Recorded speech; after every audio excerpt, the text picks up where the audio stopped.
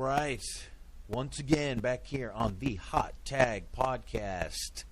We are with you once again. I am David Richardson, Boxman, whatever the hell you want to call me. And as always, I am the angry wrestling fan, Shaheen. Mean Shaheen, sitting on the Yes, other sir. side, talking shit. Well, I guess this week I have a reason to be angry, right? Yeah, at least with one show you do. Yeah, I think so. Yeah, one show you got definitely a good reason to be angry. We had a couple other good shows though that we can get some positivity out of. Yeah, we did a positive podcast a couple nights ago. I mean, not a couple nights ago, a couple weeks ago. So Yeah, you have a right to be angry every now and then. not everyone thought that was the most positive podcast, but whatever. Hey. We do what we can. By our standards, it was positive. Exactly. So if you don't think it was positive, we apologize. If you don't think it was positive, go fuck yourself. Or that. How positive is that? Huh? Positively go fuck yourself. There you go. That's positive. Believe that. Believe that. Oh God. Oh. Man. Can I say this? I hate that little catchphrase that he has. I think it's not working, dude. He sounds like an idiot, to be honest with you. Wasn't that like a cool catchphrase like in 1998 or like 2002? I'm not sure which one, but like back then. Believe that? I don't know. Damn. Well, Doesn't sound very cool when Roman Reigns says it, so he sounds like a jackass. Yeah, it doesn't sound very good when he says it. It hit that whole. I don't know. His whole promo is just not good. Tell you the truth, he almost sounds indie-rific. Yeah, but they script everything, man. I mean, we saw the scripts that were leaked. They literally script every single word. So yeah, his cadence is just not good in my opinion. Yeah, he's got a long way to go, man. Yeah, I totally agree. The Samoans, as far as like the third generation Samoans as a whole, in general, I'm not really a big fan of them. Like the Usos, they irritate the hell out of me. I mean, they're all pretty good in the ring, but just overall. See, I'm a fan of the Usos. I like them. I mean, I know they're not the greatest ever in the ring, but I think they're pretty good. I think they're pretty decent. They're not that. Yeah, in the ring. Yeah, absolutely in the ring. But I don't know. Like I said a couple weeks ago, they're too damn happy for me to be Samoans. I like Samoans to be aggressive and brutal and barbaric, and these guys just come out and, they're just slapping hands and smiling and rapping and all this shit. Trying to be like John Cena. Exactly. Well, it's kind of what WWE wants, so I don't know, man. I was watching a clip of a shoot interview with Jamie Dundee. Have you watched any of those shoots? That's actually the exact shoot I was talking about, I think, last week, where I said I have no clue how Sean got through that damn interview. Yeah. I'm not talking about the U shoot. Yeah, you were talking about the RF, I think. Yeah, the one I watched was a Hive Spots one. And that man, he was just saying John Cena stole his old gimmick and all this stuff. I mean, I wouldn't go as far as saying that at all. But that shoot interview, man, that was hilarious. The one that you were talking about, the U shoot one, that one is something else. Oh my God. That one is something else. We don't have to get back into it again, but yeah, it's that one is absolutely insane. I do not understand. Sean Oliver, props to you for making it through, because I probably would have freaked out. I need to watch it in full. I've only seen, I think it was like a 20-minute clip, but I need to see the full version, man. That looked like it's entertaining. Yeah, definitely. I'm sure he'll never do another one with him again, but I don't know, man. If it'll bring in money, I think Sean will do it. That guy is crazy, man. I don't know. That guy is the definition of a redneck, of a wild one.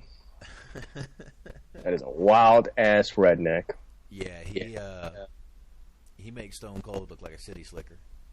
Oh, yeah. Stone Cold he's a nice citizen. compared to this guy, man. He's just a innocent old guy.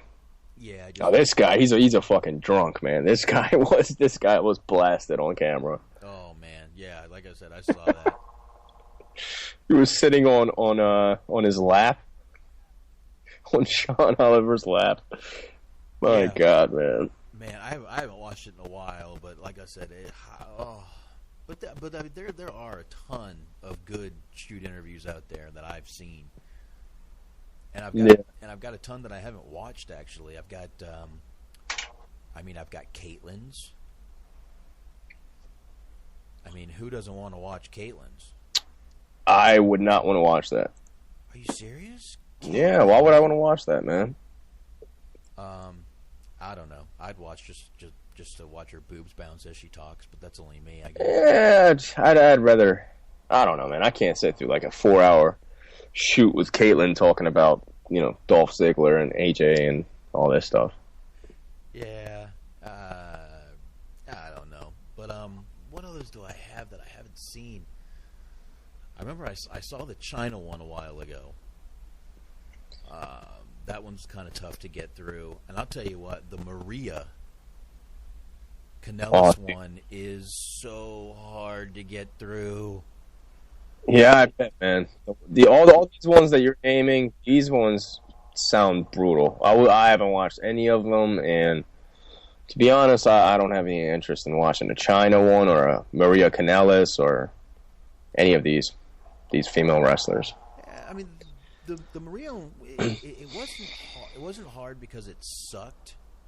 It was hard because she's just like, you know how you can't stand the Usos because they're too goddamn bubbly? Yeah, she's too ditzy. She's just, and don't get me wrong, I hung out in strip bars for 2 years. We talked about this. I love me a ditzy woman. But she's just, I mean, it's like, I don't know. Everything's just so, it was like, oh my God. Yeah. It was like being on I'm sure it was almost like being on the set of what it would be like to be on, like, friggin' Saved by the Bell or something. It was fucking horrible. Man, I can only imagine. Yeah. Yeah, it wasn't good. One of the better ones, a lot of people don't like the Waltman one, the Sean Waltman one, X-Pac. I fucking loved it. I thought it was got great. A bunch.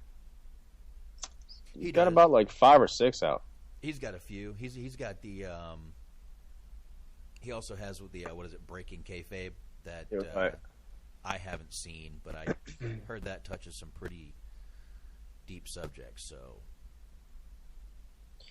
yeah, I haven't watched too many of kayfabe commentaries. I've probably watched maybe like a handful of their stuff, and I thought all of them were great, but I just have a hard time accessing it. So every now and then I'll buy one. Yeah, I can't even think of all of them I've seen. I know I saw Nash, and goddamn, he's entertaining no matter what happens. Yeah, I have the Shane Douglas one. That one is pretty good. I've seen that one. The ones I can't get through, though, are the guest booker ones. No, I haven't watched any of them. I just can't even make it through. I just pass them right by. I mean, I'm sure they're good, but it seems like a cool concept. I don't know. I don't know if I could sit through one of those either. But it seems like it's a cool concept if they can pull it off with the right guy. But I don't know. I'm not much for rebooking stuff. It happened. Yeah. I mean, I'll do I'm sure we could fantasy book every now and then, and I'm sure everyone does, but a whole show on it just kind of is like, yeah, and usually it's worse than what already happened, Yeah. It's like, that would suck. Hey, Right. Damn that sound fucking problem. All right, I think we got it now. Looks like I had Skype set to automatically adjust. We are back. And we do not have it now, so we are back. We are ready. And what the hell? We were talking about shoot interviews. Shaheen was in the middle of telling me his shoot interviews, and I was going to tell him if I had seen them. Shaheen, go. Yeah, I got the list right up here. I got the Harris brothers, aka the Blues Brothers. Is that what they were? I know they were the Harris twins, and I don't remember them as the Blues Brothers, but I think they might have been. I don't know, but I do remember them, and I have not seen that. Yeah, that should be a good one. I think that's the one where they talk about whooping the Sandman's ass, and I think Shawn Michaels as well. So I've heard some about it, and I did hear that, and I hear they talk about all about their SS tattoos and shit. So yeah, so that one should be interesting. I got another one coming out. Brian Clark, aka Adam Bomb. Haven't seen that one, but I do have it. Yeah, I want to check that one out. Yeah, that'll probably be a good one. Yeah, I got another one, the Mountie. I've pretty much, seen his stuff, but it was pretty cheap, so I figured why not. Haven't seen that one either, man. You never seen that one? No, I haven't. Like I said, I got a bunch that I haven't watched just sitting there. Yeah. Got Sid Vicious. Have you ever seen that? You know what? I saw part of that, and you know what? I was watching it about 2 weeks ago, and I just haven't got back into it. Was it any good? He seems like he'd be a boring talker. It was going pretty good, but man, it was like 2 weeks ago. I've done a few things since then. Yeah, got another one. It was pretty good. Sid is Sid. He's just not acting as crazy. So sorry to cut you off. Go ahead. Next one up is Jerry the King Lawler. Another one I haven't seen. Man, maybe I haven't seen any of these. Go ahead. Yeah. That one I do want to see though, because Lawler. I do like hearing Lawler. Yeah, and then this one I was really interested in, and I'm sure a lot of people probably would not be interested in this, but I got the Beverly Brothers. Haven't seen that, but do want to. I don't have that one, but I just figured that they were around a time where a lot of crazy shit was going on, so it's probably going to be interesting, and I really want to know what that scar came from on one of their faces. I was talking about this a couple of weeks ago, and yeah, it's probably exactly why you bought that, huh? That is exactly why I bought it. I just want to see if he got a cut on his face from some kind of crazy thing. But yeah, it was another cheap one. I figured why not. There you go. What else? Got Bad News Brown.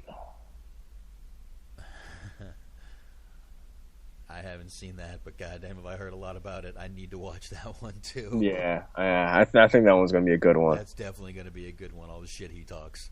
Yeah. And Bill DeMott, a.k.a. Hugh Morris, and I simply got this because I just wanted to hear him speak on his times in Japan, because I was always a big fan of the Japanese hardcore scene, so I watched his stuff in IWA and Wing. So I thought maybe he has some Mr. Pogo stories or some crazy stories with like Jason the Terrible and Wing Kanemaru, some other guys. So that one should be interesting. Yeah, I like him. I again haven't seen that one either. Is that the last one? No, I got one more. All right. Dan Spivey. Damn, I haven't seen any of those.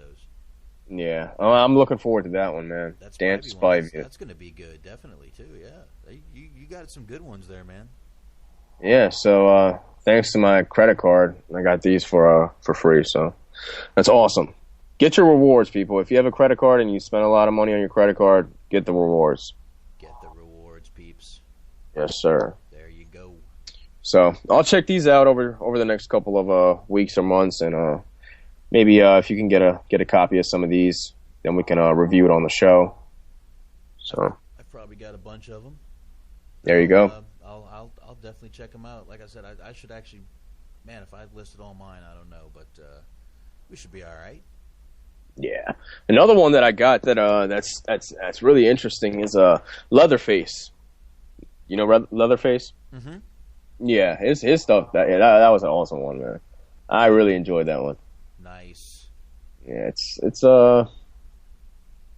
one of those that I guess you really have to be a Japan fan, because he didn't do much in the WWF. So, but it was good. It was good. It definitely painted a vision of what it was in the 90s to be in Japan, and with all the groupies and all the crazy stuff going on with the mafia buying out the FMW arenas and all that kind of stuff. So it was some funny stories in there, some crazy stuff, and yeah, good stuff. Nice. Sir, let's talk about some news. What's going on in the wrestling world? Well, I guess we can start with last week I went over a few things of CM Punk's in the WWEshop.com. I don't know. I'm sure everybody remembers. Right. And there was, what, 4 or 5 things? Yeah. Everything below $9.99, I believe. Yes. Now, when you type in CM Punk and go into the WWEshop.com, you get this. 0 results found for CM Punk. Did you mean CM Pink? They have pulled every bit of his merch off of there. Man. Yeah, they're giving him a lot of people say they're giving him the Chris Benoit treatment. And like, you know, he did send a legal letter to him, so I'm wondering if it was, hey, I do own this and you guys don't, so. Yeah, I'm sure it has something to do with that, and yeah, I mean this is what he wanted, so it's not like they're doing it by because they're trying to disrespect the guy. I mean the guy wanted to leave. He doesn't want his merchandise up on their website, so it's off and he's gone. You know. Yeah. I mean, I guess he's tired of them making money off of him when he can't make money off of it. So. Right. I mean, even though he breached his contract, he's got the right to do what he did, and he did it. I mean, I don't know, man. I'm seeing a little trend here of some of the ex-wrestlers beating WWE. I mean, Del Rio went to bat, and he's back wrestling already, and Punk got him there to take his merch down. So, yeah, I don't know if I don't know. This is going to be interesting with Punk. I think. I don't know, man. I don't know. I think this is exactly why WWE is changing everybody's name and they're owning everything. This is a prime example of, for example, like Kenta, he just changed his name, right? This is why. Yep. This is why. Yep. So what is it? Hideo Itami. Itami. Excuse me. I'm fucking Jewish. Well, that sounded Mexican, actually. Itami. Well, I don't know. Yeah, there's that. He changed his name. And yeah, we'll get into all that NXT stuff later, but... Yeah, we will. Man. What else we got here? Looks like we'll go ahead and get into quick this. Bully Ray looks like he's going to sign another little extension with TNA to do a couple more dates and finish out the series at least. I'm hoping they take him back because it looks like WWE doesn't want to pick him up. Yeah, they're definitely going to pick him up, take him back. I mean, they're putting him in the Hall of Fame, you know. Well, yeah, but I mean that's happening during Bound for Glory weekend. I mean they can do that whether they're in there or not. Yeah, but I don't know, man. It would make sense if he's there. It's kind of weird, just putting a guy in the Hall of Fame when he just walked out on your company, pretty much. Yeah, exactly. But let him be the oddball. Yep. Man, I'll tell you though, NFL, man, 14.891 million viewers. Jesus Christ. Man, what did WWE get? Let's see, Monday's episode drew 3.826, down 4% from last week. Let's see, 3.9 million viewers. The second hour was 3.949. The third hour dropped down to 3.629. When is WWE going to figure out that 3 hours is too long? Raw was number 3. If they tell you they're number 1 next week, call them on it. Yeah, but and you know they will, man. You know they always lie. They say they're trending every week. John Cena has the most likes on Facebook ever. All this bullshit. And people have actually researched a lot of those and proven like almost all of them are wrong. Like all of them are lies. Did you know we know how to lie? WWE is like fucking Wikipedia. Yeah, and man, they were number 3 behind NFL and VH1's season premiere of Love and Hip Hop Hollywood. Come on, man, are you serious? VH1 can outdraw Raw. Anyway. I don't know, man. Especially that show. I don't know if you're familiar with that show, man. I've seen an episode or two. If you like the Jersey Shore and you like Total Divas, it's pretty much like a combination of those with a couple R&B artists or whatever. It's the worst show of all time, man. It is completely just horrible. It's terrible. Is it? Yeah. I liked Jersey Shore. I'm not gonna lie, but You might like this, man. I don't think so because I don't like Total Divas. I think it's stupid. Yeah, I haven't. Have you watched any of the new episodes from the third season? The Total Divas? Yeah. Yeah. It seemed hesitant. It seemed like you wanted to say yeah. I've watched. Listen, man, it was on my. What do you call that? My DVR. So yeah, I'll watch it. I'll watch it. You know what? People talk about it. I do want to at least know what everyone's talking about when I'm. This is our little fucking bubble that we're in. So yeah. Yeah, I watched it. I'll. Why? What do you want to know? You want to hear? You want to hear the storylines? What? Yeah, I'm just curious what's going on in the world of Total Divas, man. Well, on Sunday, what happened was, Nikki. Oh, honestly, have you watched any of the episodes? Listen, I'm going to tell you, Nikki All right. wants to freeze her eggs because she doesn't want to be 40 and have no kids and no way to have kids. John Cena is totally against this. Nikki sneaks around and John Cena finds her needles and stuff in the bathroom. And yes. He comes out like, what is this? And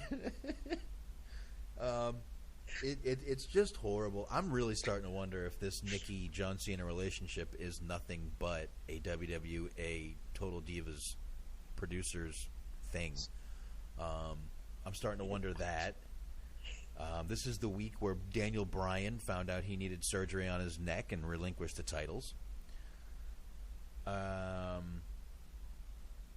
God, what else happened? I watched it last night after Raw.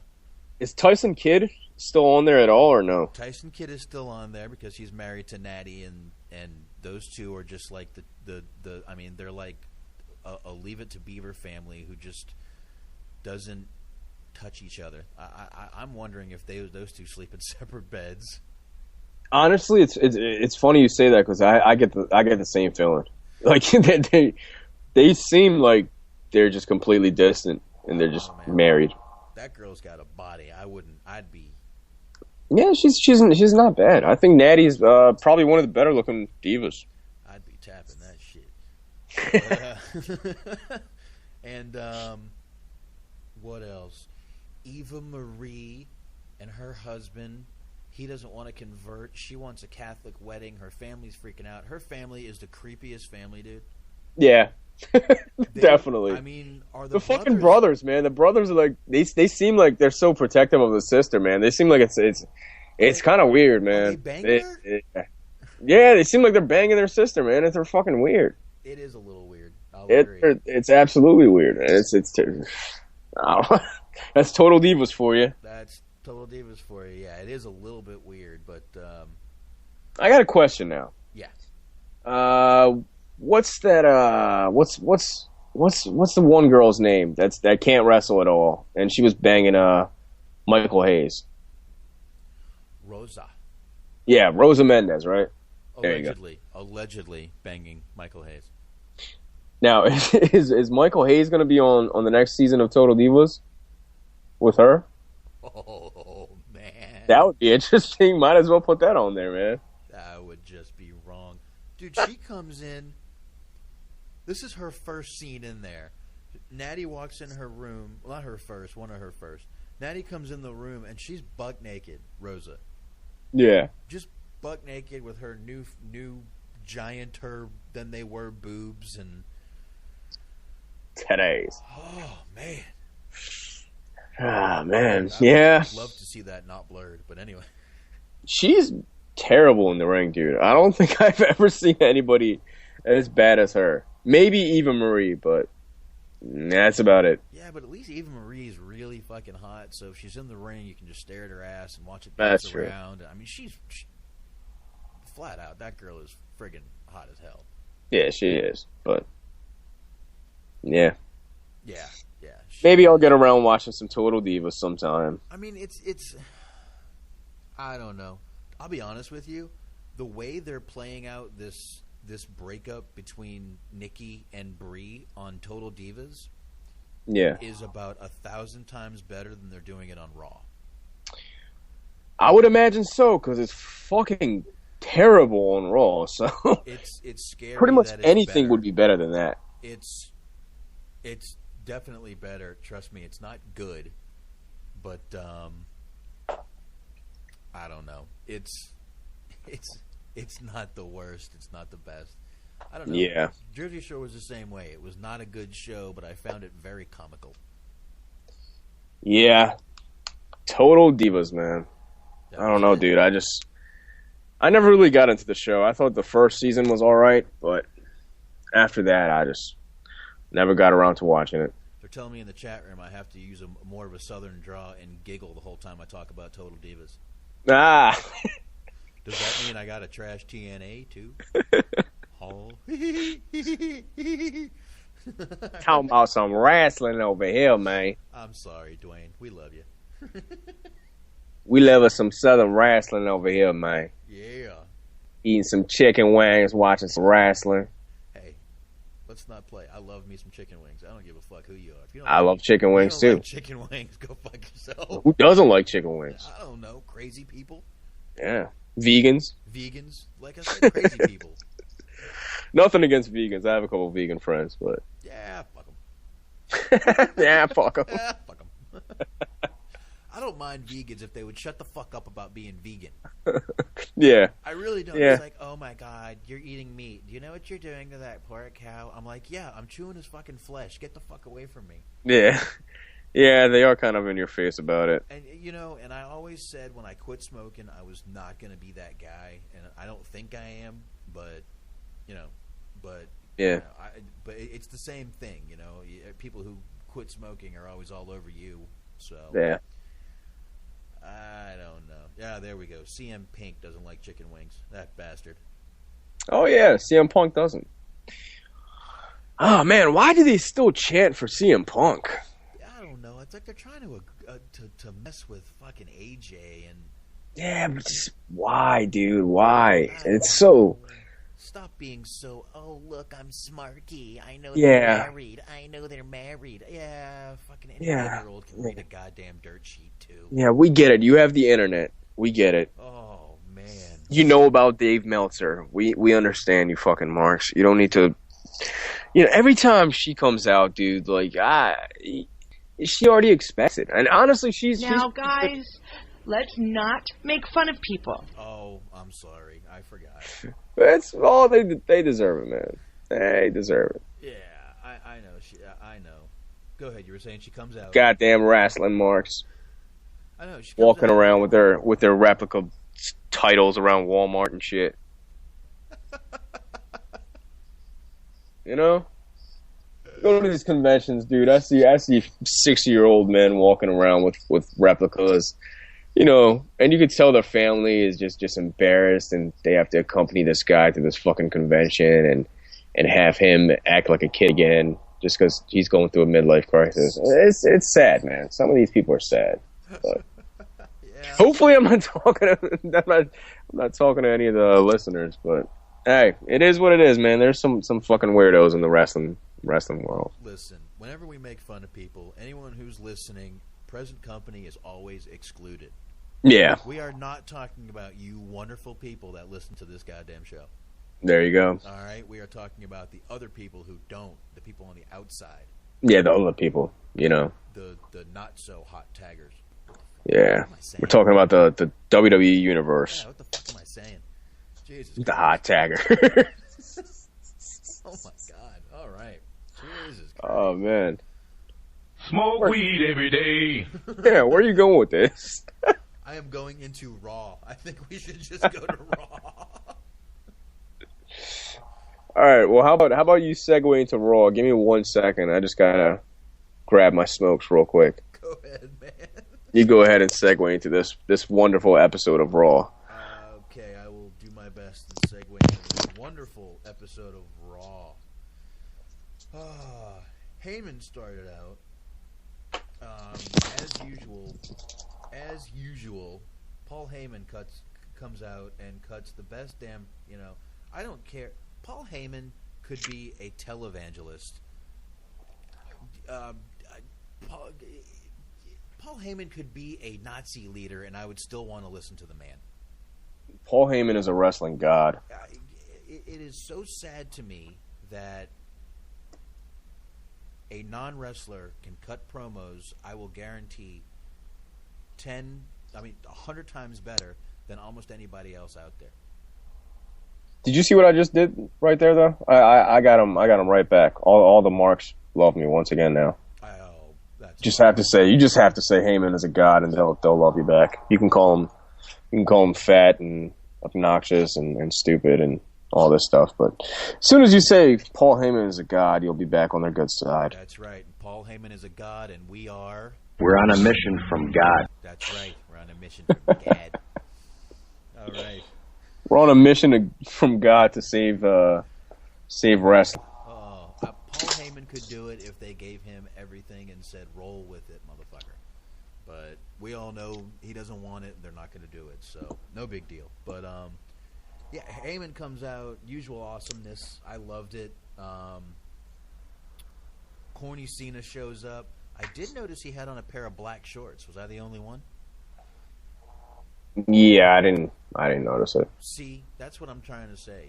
If he does a little, let's just take off one armband and show people you're more of a bad, nobody's gonna fucking notice because they don't care.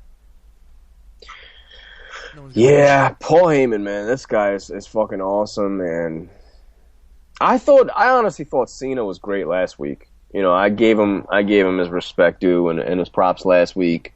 Because honestly, his promo was good. Although I didn't like the content and what he was saying, I thought his delivery was good. He had passion and charisma in his voice. All that was good. This week, as you can see, I'm shaking my head right now, man. This shit was terrible.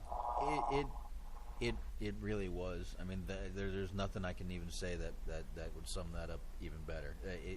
He was corny. He's out there. He would look serious. He's threatening to beat up a 49-year-old pudgy guy. Right. I guess that's what hustle, loyalty, and respect means. Yeah. This guy's a moron, man. The guy is doing total heel moves. I'm sorry to cut you off. Honestly, I mean, if there was any logic in the WWE writing, if he wanted to beat up Paul Heyman, he had half the show. Why would you kidnap this guy and just hold him hostage instead of just beating him on the spot? It doesn't make any sense. The whole thing, it's just stupid, man. I don't know. It's just stupid. It doesn't make sense. None of it makes sense. This guy walking around with Paul Heyman, in a chokehold. It's just terrible. Great Khali and him speaking Indian to Great Khali. Calm the fuck on, dude. Why? Where else is Cena going to show off his Punjabi unless he can talk to Khali? They had to throw Khali in that segment. Oh, look, John Cena speaks a different language. I don't know. Another reason to love him. I really thought this was not good, but yeah. So they want to push Cena harder, though. This is great. Yeah, I read all that too. I don't understand awesome. how you can do that. They've been shoving this guy down our throats for what? Man, how exciting is that going to be? It's going to be fucking awesome. It's basically going to be what we've been watching for the past 10, 12 years. Yeah, plus more. Yeah, I mean they've just been more to come. I mean, the guy goes, gets killed by Brock Lesnar, comes back a week later, and rips the Wyatt family apart so they can make him still stay strong. I'm sorry, we didn't mention this last week, but during his promo last week, I know I mentioned this on IYH in your head, but last week he completely buried the fucking Undertaker in his promo. Did you catch that? Cena did? Yeah. No. What did he say? Yeah, he came out and he was like, well, you guys saw what happened to The Undertaker when he lost. We haven't seen him in 6 months. Yeah. I had the same thing happen to me, and I'm back a week later challenging him, wanting to beat his ass. Like, all right, you just completely made Taker look like a pussy, so that's great. Yeah, I you know what? I caught it, but I guess I didn't think about it as Yeah. that. Yeah, when you put it in perspective, that's initially what he did. He just basically called him a pussy. Yeah, you're right. I guess, like I said, I just didn't think of it like that. Apparently, they didn't either. I mean, Apparently not, but I'm sure oh it was man, scripted. But yeah, I mean, yeah, but you know what? You're right. That is shitty because Heyman actually said that the week before or 2 weeks before. You know, look what he did to the Undertaker. So why would Cena say it? That doesn't make sense. But anyway, I don't know. yeah, dude. Do you think there's any chance that this weekend Cena will turn heel? No. Yeah, I don't either. Nope. There's no way. There was even something saying that they will never. You know, there's financial. It's all financial why they won't. Plus the fact that, you know, I mean, Daniel Bryan is gone right now. CM Punk is gone. Yeah. You know, they've got some top guys gone, and they need to fill that spot. I mean, they even went as far as to say that Randy Orton is one of the most important guys because of that. Did you see that thing I posted about how he's all disappointed and depressed and No, I must have seen the words Randy Orton and accidentally scrolled over it. Hold on, let me see. I think I posted it in the chat. Fucking guy. Randy Orton, man. Can you retire as well, please? Here it is. Hold on. The whole roster just retire and bring up some new guys, man. Yeah, These guys all suck. I shared this from Pro Wrestling Unlimited on Facebook. It's top WWE star Randy Orton is currently very unhappy in the WWE and has been in somewhat of a depressed state in recent months. Being reported that Orton has taken to the bottle as of late as well. So, he's out. You know why that is, right? Of course I know why that is, because he fucking loses every goddamn week. Well, and the Latin Miss Piggy is still stalking him, so yeah, he's probably another reason. You know, I don't know, man, but yeah, I don't know. I'm not even sure if it was a totally Taking serious. to the bottle. I'm not even sure it was a serious article, but I posted it because I was laughing my ass off when I read the fucking thing. That is amazing. He must be hanging out with Ric Flair. He's probably hanging out with Cena. Yeah? Cena goes drinking with Ric Flair. Yeah, they're all hanging out. Yeah, and then we got that beautiful picture of Hulk Hogan and Todd Chrisley. Thanks, Nora. Woo! Oh, God. All right, so... You know what you need? You need a soundbite of Ric Flair. The woo! Yeah, I'll get that. I'll get it tonight. And I'll add that. You're right, I do need a woo. Every wrestling show needs a woo. Every wrestling show should have a woo. Yep. So, all right. So after that wonderful promo from Heyman, corny promo from Cena. Cena drags his old ass back there, and we get Y2J versus Corporate Kane. No comment. I don't know, man. I mean, we've seen this 1,000 times. Yeah, we can. I will say Jericho got hit with something in this match. Took a lot of blood. He looks like he took five stitches. Yeah, on the chin. On the chin. So I saw the ref glove up. I knew something was up, and he had blood all over his horrible, stretched out pecs. Yeah, he needs a shirt, man. Chris Jericho needs a shirt. I'm sorry. A vest, even. Anything. Give him a wife beater. Give him a light up vest for all I care. I don't give a shit.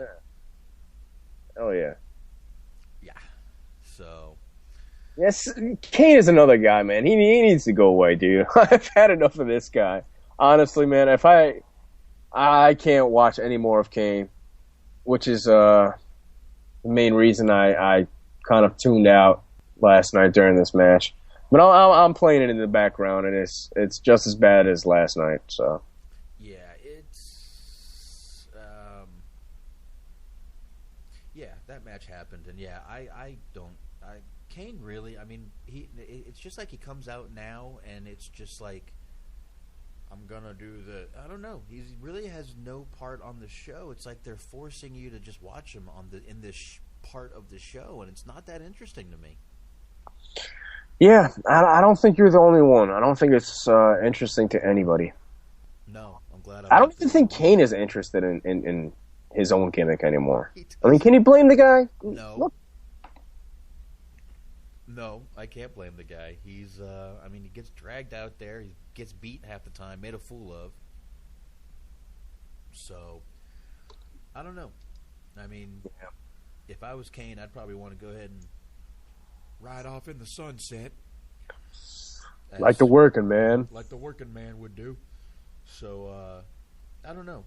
Meanwhile, we can go off track for a second since that match sucked. Have you watched any of that show of Stone Cold's, that Broken Skull Ranch? No. Is it any good? It's actually not a bad show, man. What is it about? Every week it's a group of 8 guys, and the next week it's a group of 8 girls, and it switches off, every other. Yeah. He basically has these. It's obviously a ranch set out in California, and he basically takes these people, and it starts off with 8, and he puts them in these challenges. I mean, these people they're pretty cool challenges. One of them's called trench warfare. It's like a 3-foot deep trench of water, and they have to run through and try to get past the other person and ring their bell. There's another one where they're tied together, and they got to pull the other person over to ring a bell. It's really not a bad show. I started watching it. It actually sounds kind of cool. I watched it a couple weeks ago, and I was like, this isn't bad. And then I watched the girls, and I'm like, this is kind of hot. Yeah. I mean, there's some pretty badass people out there, man. But what channel is it on? Is it on country music? Yeah, CMT. A lot of CrossFit people on there. I think we talked about this once. I said that the reigning champion was that Legends football girl, a girl from the football league. Yeah. Yeah. So it's no one beat her. She took home $40,000. Yeah. Might have to watch this. The last season, the last episode just played, but I'll guarantee CMT will replay it. Yeah, it's probably on demand. Yeah, not a bad show though, man. I kept hearing them talk about it, and I'm like, this show sounds like shit. Yeah, I always heard him talk about it on this podcast, and never really interested me. But since you recommended, I'll check it out sometime. Yeah, so there you go, Stone Cold. Much we make fun of you, we're giving you a plug now. There you go. There you go. So no one can say we really tore you apart. So yeah, and then we had that. So there. That was all I had to say about that. But yeah, I just wanted to think while it was on my mind. Yeah, and of course, next we had one of my favorite wrestlers right now, Bo Dallas against Jack Swagger. Yeah, that match happened. Yeah, that did happen. Yeah, Swagger won.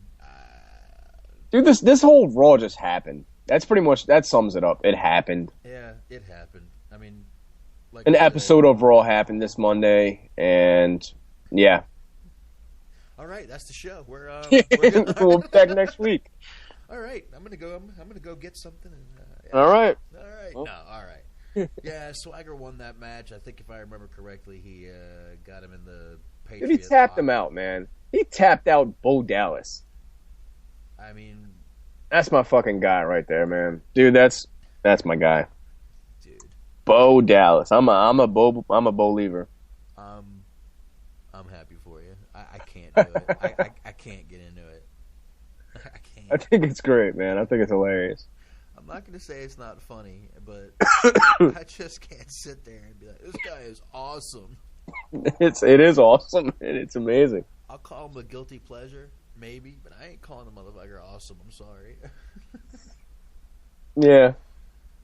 But anyway, all right. That match happened. I mean, that did happen. You got anything to say about it? No, I don't have anything to say about this whole Raw. It just happened. Yeah, well, this shit just sucked, man. Our goal is to go over it as quick as possible.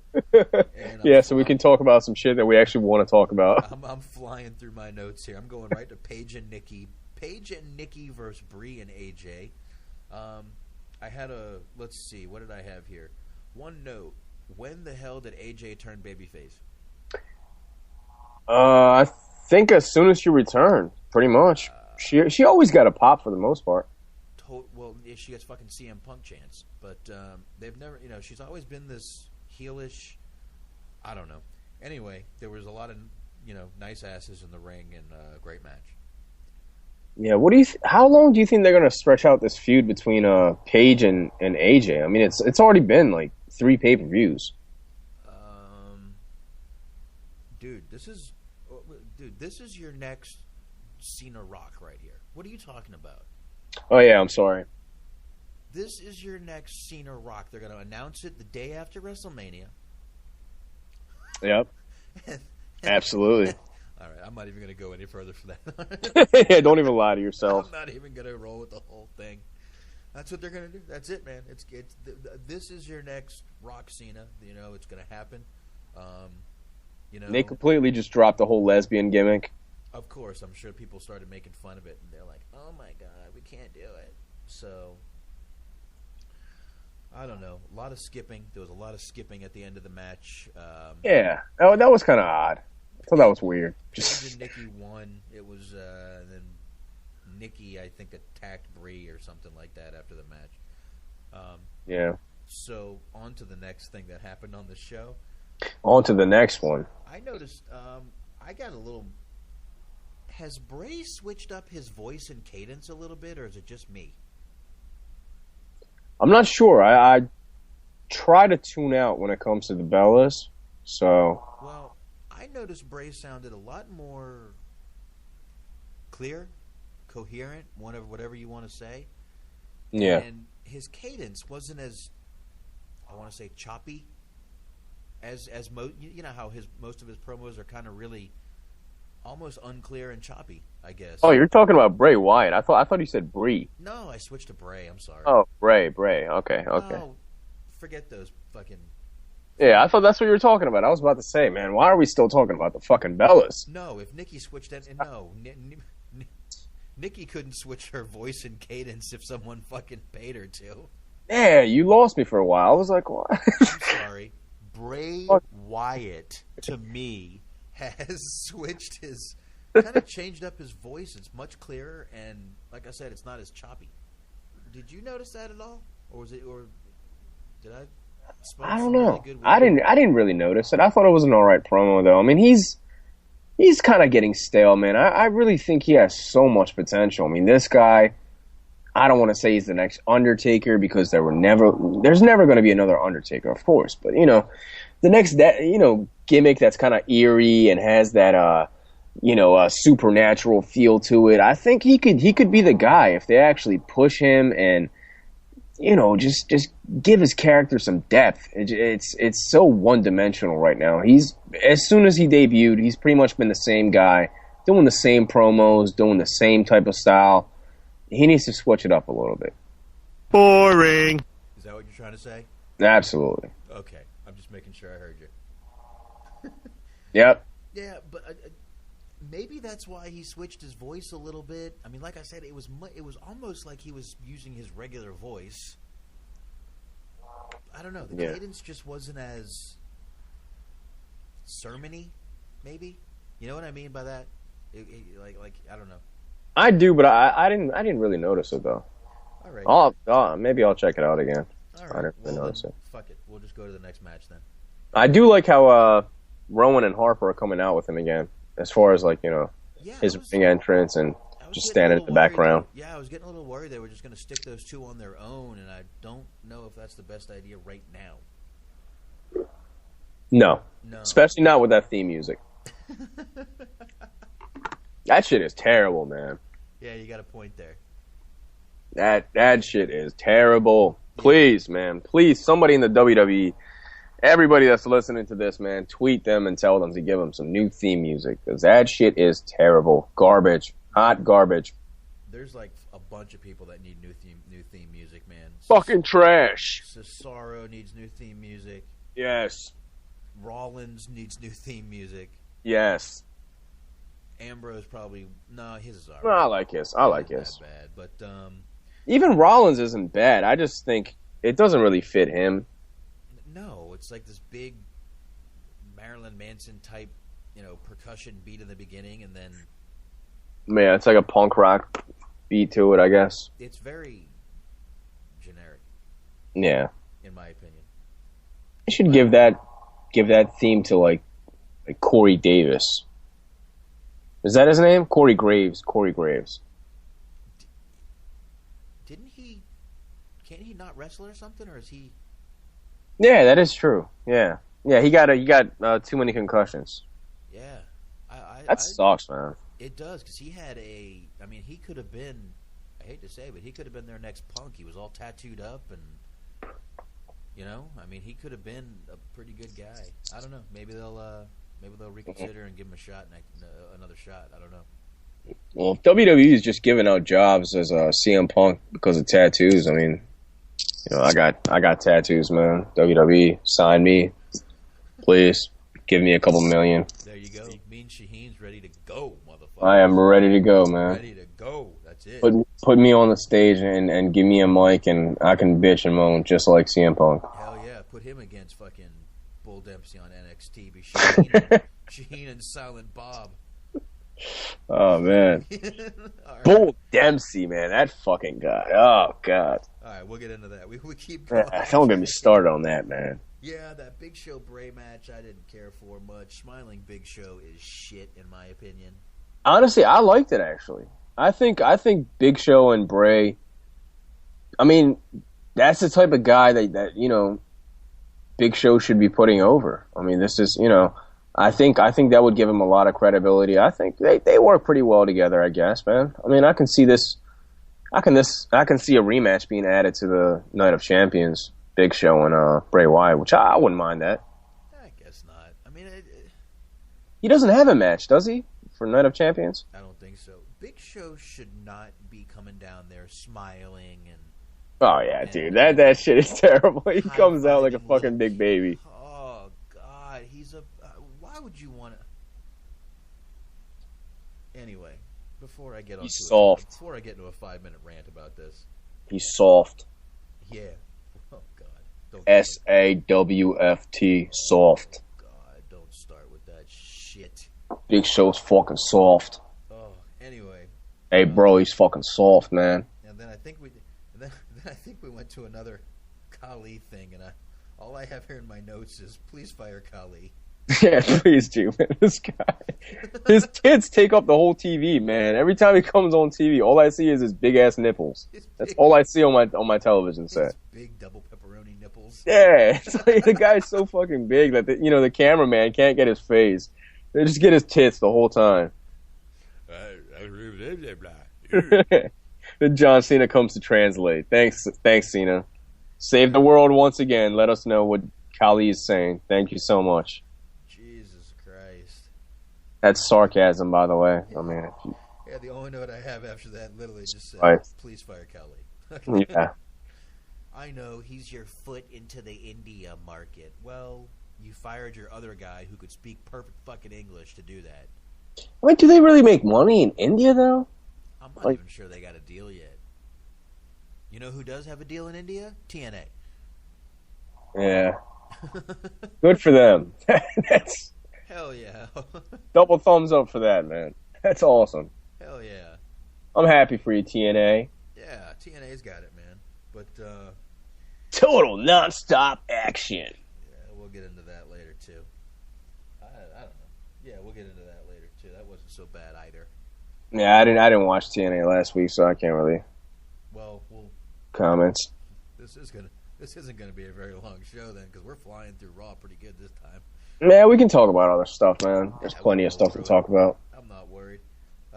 Usos and Sheamus versus Gold and Stardust and Cesaro. I like this, man. I thought this was all right. It wasn't a good match. it was a damn good match actually, and I really kind of feel bad for Cesaro. This guy, after WrestleMania, had the biggest chance to get over. Yeah. Now he's the third man to a tag team. I think they're going to give him the belt. I mean, but that's not going to do much. It's not going to really elevate him, but... What belt? The U.S. belt. Oh. He's definitely going to get the belt. Well, good. He can do the same thing he's doing now and lose every fucking week. Yeah, absolutely. I mean, that's what it is, dude. I mean, they got one world heavyweight, belt now, title, whatever you want to call it. And the rest of the guys are pretty much just nobodies. Yeah, it's... Unless you're John Cena. Yeah, well, I mean, any belt is, going to be like that on him because that's how they're going to push him, but I don't know. But yeah, this was definitely a damn good match. I don't know, I just felt a little bad for Cesaro being the third man in that match, just kind of, odd man out. Yeah, I think this was probably the match of the night, actually. Oh yeah, I'm definitely not going to disagree with that. It was I mean, all the participants are pretty good in the ring. Yeah, I loved this match. I thought it was great. I really did. Yeah. Yeah, I really, really liked it. So, and yeah, I definitely thought it was one of the probably, if not the best match on the show. Yeah. Now, while we're on the subject of the Usos, do you think the Ascension is coming up? I saw that they had worked a house show. I think I mentioned it last week. I don't know if anyone actually heard me, but I said it last week. Well, they were on main event last week. They were. I think those guys are ready. I think they could. I mean, why not? Why not bring them up? What do they have to lose? If they fail, they fail. But if they don't, holy shit. Yeah. Plus, they lost the NXT belts and put over those, the Lucha Dragons. Yeah, I saw that. It's kind of like a old territory thing to do. Put over the next guy, and it seems like they're saying their goodbye in my eyes. So hopefully they'll be coming up. I mean, I'm not really too big on an Ascension, but I mean, their tag team division right now is pretty thin. So yeah, any tag teams can definitely contribute. Any tag teams right now, any real tag teams can help. I mean, really, all you have is the Usos, the Star and Golden Stardust, and I mean, I guess you could call the Rowans a true tag team. Oh, the Wyatts. I'm sorry. Yeah, they're a tag team. But they're kind of a stable too. So, but yeah, I see where you're going. So you got 3. You really need 4. Yeah. Plus, honestly, they could bring up the Lucha Dragons. I mean, that was good, man. I like that shit too. Yeah. Plus, I like the name too. Lucha Dragons, kind of catchy. Plus, we could use some high flying on Raw. I mean, when was the match that got the most praise 2 weeks ago? Was the NXT. The NXT match, because they did some high flying. Yeah. So it's, in my eyes, it's a no-brainer, but I don't book the show. Yeah, I think Kalisto and is that his name? Kalisto? Mm-hmm. Kalisto and fucking what's his name? Sin Cara. Second Cara, yeah. What's his name in Triple A now? Miss Tits? Miss Tits, right. Miss Tits. The second Tits. Yeah. The fake Miss Tits and formerly known as what's his name? Samurai De Soul on the Indies. He was awesome on the Indies, man. In PWG and stuff. I mean, I've seen some of his DVDs. I got some of them over here. That guy, he can go, man. No matter how small he is, some of his moves, if they let him pull out a couple tricks out the hat, man, he can definitely wow the crowd. But I'll bet he can, because yeah, he definitely looked good out there. Yeah, he's really small though. But that guy, he doesn't have the best arm drags in the wrestling world and all that stuff. But if you want to talk about high flying, that guy, he can do some crazy stuff. Hell yeah. So. Definitely. I hope they bring these guys up, man. I mean, I'd like them to. I'm a big fan of the tag team, so that's one of the reasons I'm not entertained by Raw, because the tag team division just sucks. So if they bring some of these guys up, I'm happy. Yeah, I'm a big fan of tag team division too, man. Fucking Road Warriors, fucking some of the there's some badass tag teams out there that I'm a huge Road Warriors mark. I won't lie. I know President Clinton's like the biggest Road Warriors mark in the world. You know, he can't stand Demolition. Right here, dude. My favorite of all time, man. So definitely the best tag team of all time. I don't care what anybody says, man. Road Warriors, hands down. Yeah, I think I've said before, I can literally watch that documentary on them anytime and just sit there smiling the whole fucking time. Well, since we have time and there's not much going on these shows, let's talk about some tag team stuff.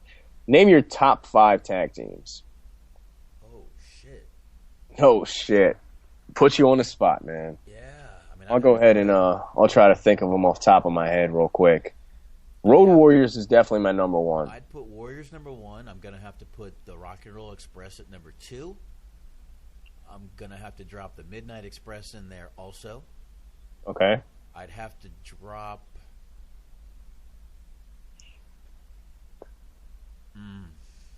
I have to put the Dudleys in there, man. I was thinking that I'd have to put the Dudleys and probably the Hardys right up in the 5, man.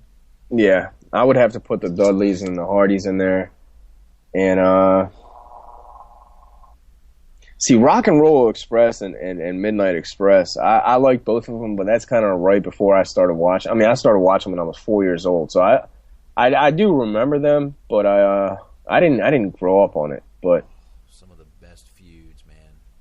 yeah, I mean, I've definitely watched all the stuff that's pretty much been released on DVD and from tapes that I've had and all that stuff. But I never really got into them for the most part. I love Bobby Eaton as a singles. Like right when I started watching, like my first memories of wrestling is right around when the Dangerous Alliance came out. So Bobby Eaton right around that time I loved. But as far as him in a tag team, I didn't really watch it too much. So, but man, I'm trying to think.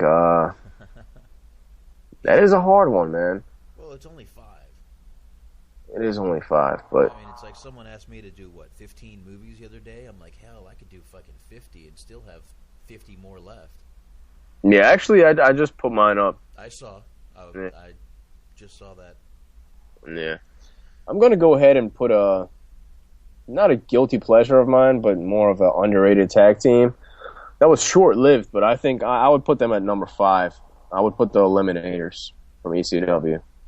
I think if those guys got the opportunity and actually lasted for a couple more years, I think they could have definitely, done a whole lot of things. Yeah. And number 4, I'll go ahead and put Jesus Christ, Hart Foundation. There you go. Oh, there you go. You know what? Hart Foundation, number 5, I'll put the Bulldogs. There you go. There you go. See, I could probably add a 6 and 7, put the Bulldogs and the Brainbusters. Yeah, that's another good one. Tully in Yeah. there. And I'll if I had some more time, I could probably think of some more. So maybe our chat will give us a few to pop in here. But, You know what's another one that I forgot about that didn't really last long, but I loved it, man. Samoan SWAT team. Mm-hmm. They were great. Yeah. Doom was all right. Doom. Yeah. Doom. Yeah. And you know what? We haven't mentioned it, but I liked Beer Money. Yeah, Beer Money was good. We gotta give I TNA wouldn't put them in my top 10, but I'll give TNA a little love. I like them too together. I thought they were fun. And yeah, you got to have the Dudleys in there. You got to have the Hardys somewhere up in there. yeah, definitely. Yeah, but definitely I'd put the Brainbusters up somewhere in the list. Maybe What about the even- Outlaws? New Age Outlaws. Yeah. Top 10, they would have to. I mean, not in ring, but they had a big impact. I mean, If you're going like all out entertainment, those guys were entertaining.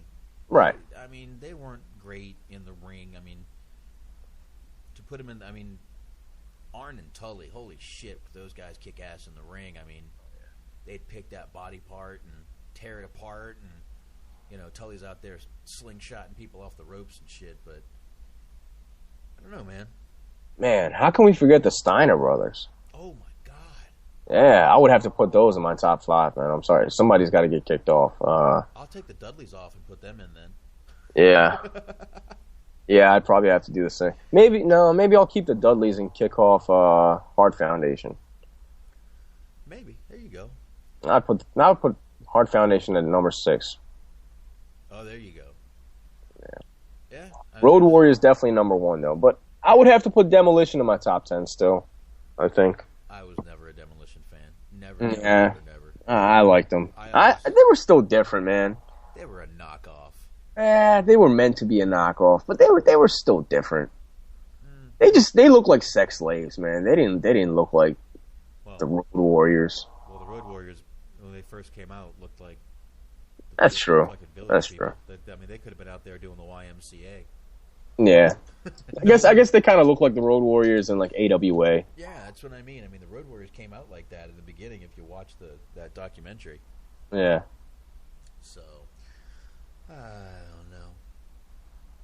Yeah, that was a good question, man. You did put me on the spot there. There you go, man. But we got it. We nailed it. Nailed it, pal. Yeah. I guess we got to keep going with Raw and just finish it up. Do we have to? We don't have much more. Honestly. Actually, it kind of got good right here. When Cena drags Heyman down to the ring. Yeah, I'm watching it right now. He called Heyman Deanie, making like he's Houdini. I thought it was horrible. Yeah. And he's out Make there, the beast appear. Yeah, and he's pushing people around, and he pushes Heyman, and I mean, that's really what Rise Above Hate is all about, pushing people. Right. And Or say, make the beast appear, or I'm going to make your teeth disappear. That's not bully like. Yeah, and all I heard was Cena say, "Don't you talk about my mother like that?" Yeah. And I was like, "How you going to talk about my mama like that?" I was like, "Are you fucking kidding me? Seriously?" This fucking guy. But then Brock comes out, and you knew the fit was going to hit the shan when that happened. Yes, sir. Yes, sir. I was happy to hear Brock's music because I wasn't sure if they were going to drag it out longer. But if you notice, they kept mentioning halftime on Raw. Yeah. They weren't talking about their halftime. They were talking about NFL halftime and hoping people were going to switch over to see. I read this today. They were actually hoping people were going to switch over to see Cena get his ass beat. That's brilliant. I didn't even notice that. Yeah, when they mentioned halftime, they were talking about NFL football halftime. So I guess they said it was Vince's idea to do that. But yeah, I mean, Brock came in, and after 10 minutes of just staring at Cena, Brock. That's brilliant, though. That's kind of smart. They could have stared at each other for another 10 minutes. It was good. I liked it. Yeah. And then Brock basically just nails Cena out of the ring, hits a German to him, kicks him out of the ring, and Cena gets back up, attacks Brock. They go for a roll around a little bit till a pull apart. And then after all the pull apart, they're yelling, screaming. Cena's music hits. He's okay. He's calmed down in the ring. Do his pose. So, I love how Paul Heyman did John Cena's like theme music. Yeah, that show was hilarious. Do do do do. Yeah. Heyman, like I said, man, Heyman could be a televangelist, and I would still watch his show. He's awesome, man. He is a wrestling god. Honestly, that guy is fucking entertaining. That guy is just the fucking man. I mean, you can't get any better as far as I'm concerned. That German suplex was a nice one too. Oh, he landed right on his head. That guy, dude. And if he didn't release him when he did, he would have really hit Cena's neck hard. Yeah. I noticed that too. I'm like, oh my god, I'm so fucking man. If he didn't release that though, yeah, that was brutal. Oh, that was pretty brutal. I did like that segment. So there was definitely a couple of segments I liked on this show. This segment was definitely good, but obviously they were trying to, like I said, they were trying to battle with NFL halftime. Yeah, the pull apart was kind of corny. All the security came out and took away John Cena to the corner, and not one security guard was on Brock Lesnar. Yeah, the biggest guy. He walks away. Right. Oh, we think Brock broke his nose. No, he didn't. Yeah, that's what Vince McMahon meant by push Cena harder. Yeah. Make him look like the big guy. Make him look like a big badass. But, yeah, loved this segment. It was great, I thought, until Cena's music hit and suddenly he was all calmed down, and I just thought that was kind of stupid, but whatever. That's me. So, I agree. It was stupid. I mean, literally, they had a hold of him. His music hits. He runs out of their arms. No one even tries to grab him. They're like, okay, his music's on. He's fine. He's fine. He's fine. His music calms him down. Speaking of music, you want to talk about the $9.99 song? You can. I purposely didn't make a note for that because I was disgusted. Man, that is a shame, man. That's like, oh my god. I'm actually, when I heard that, honestly, I was speechless. It's a fucking Subway commercial, basically, dude. Yeah. I mean, listening to that song is as bad as, like, just I don't even know, man. It's as bad as it gets. You can't even tell what. I can't even tell. It's that bad. That's funny. Garbage. Oh, I had to stand up Even for a second there. Even the fucking Duke the Dumpster would take that shit out, man. That shit is fucking garbage, dude. I was disgusted by it. Oh god, it was pretty bad, man. They're just begging people to buy the network, man. I mean, they're begging too much, man, and they're looking desperate. Someone made a good point the other day. They're sitting there, and how many times does Triple H come out, make fun of the fucking IWC, and but then he's telling everyone how cheap they are for not buying the network. Well, don't you want people on the internet to buy the network? That's where it is. Right. and then what did someone else say about that? They got a product geared towards children, but are wondering why people aren't buying the network when kids don't have jobs. God damn it! Exactly. I mean, of course, somebody's going to say they can get their parents to buy it, but all the kids that wanted the network, they've got it by now, dude. It's been almost 8 months since it's been released. They've got it if they wanted it. Yeah, exactly. You're right. Yeah, I mean, if they honestly, the best way to promote the network is do something like they did last week with the NXT guys. Bring them out, show them off, say, hey, if you like this, you can watch this on the network for $9.99. Instead of fucking just shoving it down our throat, hey, $9.99, go ahead and buy it right now. $9.99. How much is it again? $9.99. Hey, Michael, how much is it? $9.99, Michael. Shut the fuck up. I know it's $9.99, dude. I've heard it like literally 200 times every episode. I heard it on the season premiere. I heard it the fucking episode afterwards. I heard it on, I would say I heard it on SmackDown, but I don't watch SmackDown, so yeah, but I'm sure they plugged it 1,000 times on SmackDown. They even plug it on the network. I already have it. Why are you plugging it on here? I already have it, man. I already gave you my $9.99. Why are you telling me it's $9.99? I know it. You charge me every month. It's $9.99. I see the transaction. You don't need to tell me it's $9.99. I have the network, dude. You don't need to. I already bought it. Doesn't make sense. But it's $9.99 though. For anybody that wants to go ahead and check that shit out, which is actually the best thing that WWE has going right now, is the network. The rest of the shit just fucking sucks, man. I gotta put a $9.99 sound on this thing. Oh my god. Here you go. Shut up! There you go. I wish they would have just done that throughout this whole fucking segment. Speaking of segments, man, let's go to the next one because I'm excited to talk about this botch. Cameron. This fucking botch fest. It wasn't even a wrestling match. Another one they just gave Tyler Breeze's gimmick to. She's sitting there with a friggin' mirror in her hand. So, hey, here's Naomi. And by the way, this is another Total Divas match. This match is all sparked off of the Total Divas episode from the last episode from Sunday. I forgot to tell you this whole thing too, which I'm not going to. They showed it. Yeah. I don't care. Only thing good about this match? Boobies. That's about it. No, the botch. Did you not catch the botch? I did catch the botch. The botch was amazing. Go ahead. That was like the best part of Raw. You talk about the botch. I want to hear it from you. Man, I thought that shit was hilarious. If anybody didn't catch it, what basically happened is Naomi was down on her stomach, so her back was out. And what's her name? What's the other girl's name? Cameron. Who gives a fuck? The other one. I guess, is this her finishing move, doing the split?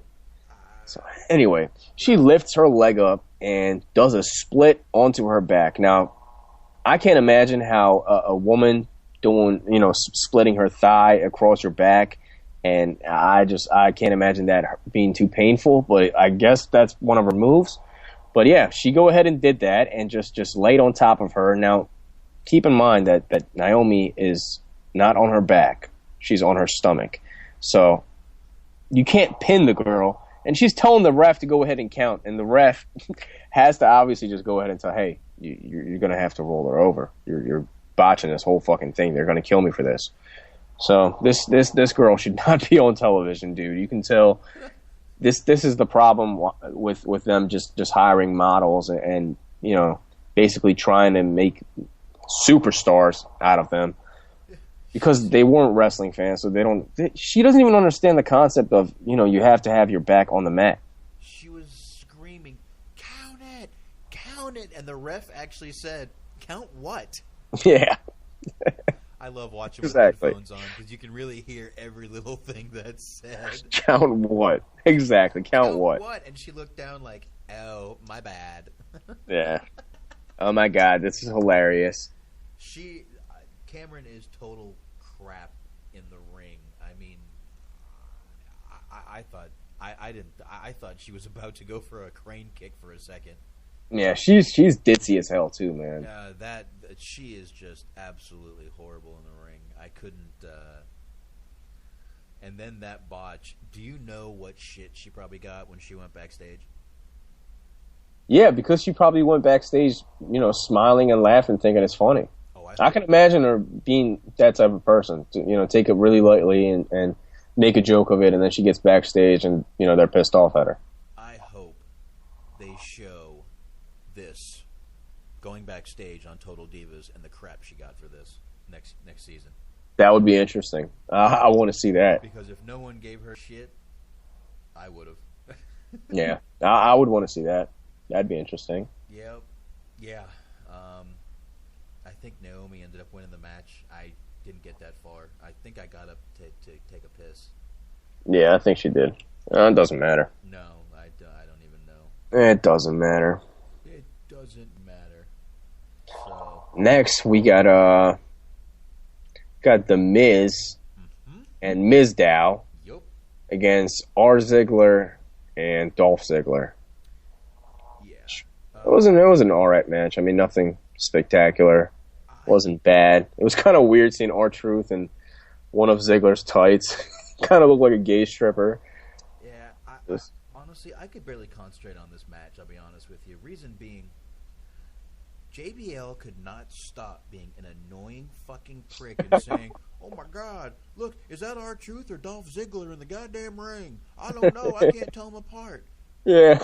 He said it the whole match, and I couldn't even concentrate. My note here says, JBL, just shut the fuck up already. Yeah. Really. He is an idiot, man. That guy is an idiot. I usually don't even listen to the commentary, but it was so annoying, I could not take my fucking mind off of that. I couldn't even concentrate on the match. I couldn't even do it. I'm sorry. I just couldn't do it. I'm sorry. Yeah. It doesn't matter, man. It wasn't much of a match anyway. I know Truth and Ziggler won. That's all I know. Yeah.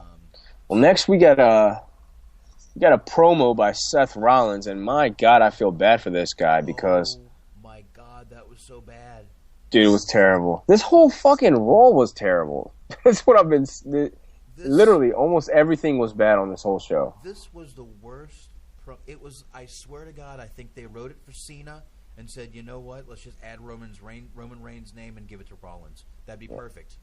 Did you see him doing the whole gorilla thing? I mean, that was embarrassing, man. That was hard to watch. Dude, douche chills. I had douche chills. You know what those are? When you feel douchey for the person? Yeah. That's exactly. Yeah. I felt bad for him, dude. It was terrible. It was like really hard to watch. It was horrible, and even Renee Young is kind of sitting there like, "What's he doing? Yeah. Why is he? Why?" So, I don't blame her. What the fuck was he doing? I don't think he knows what he was doing. dude, that was one of the worst I've never. And you know what? For his voice, he has cut some good promos in his time. This one was just the absolute shits. Oh yeah. Like I said, maybe it was the writing. I'm gonna go ahead and hope it was. But It is kind of interesting how they made a mention of him being Samoan. Yeah. Said he's half Samoan and half gorilla.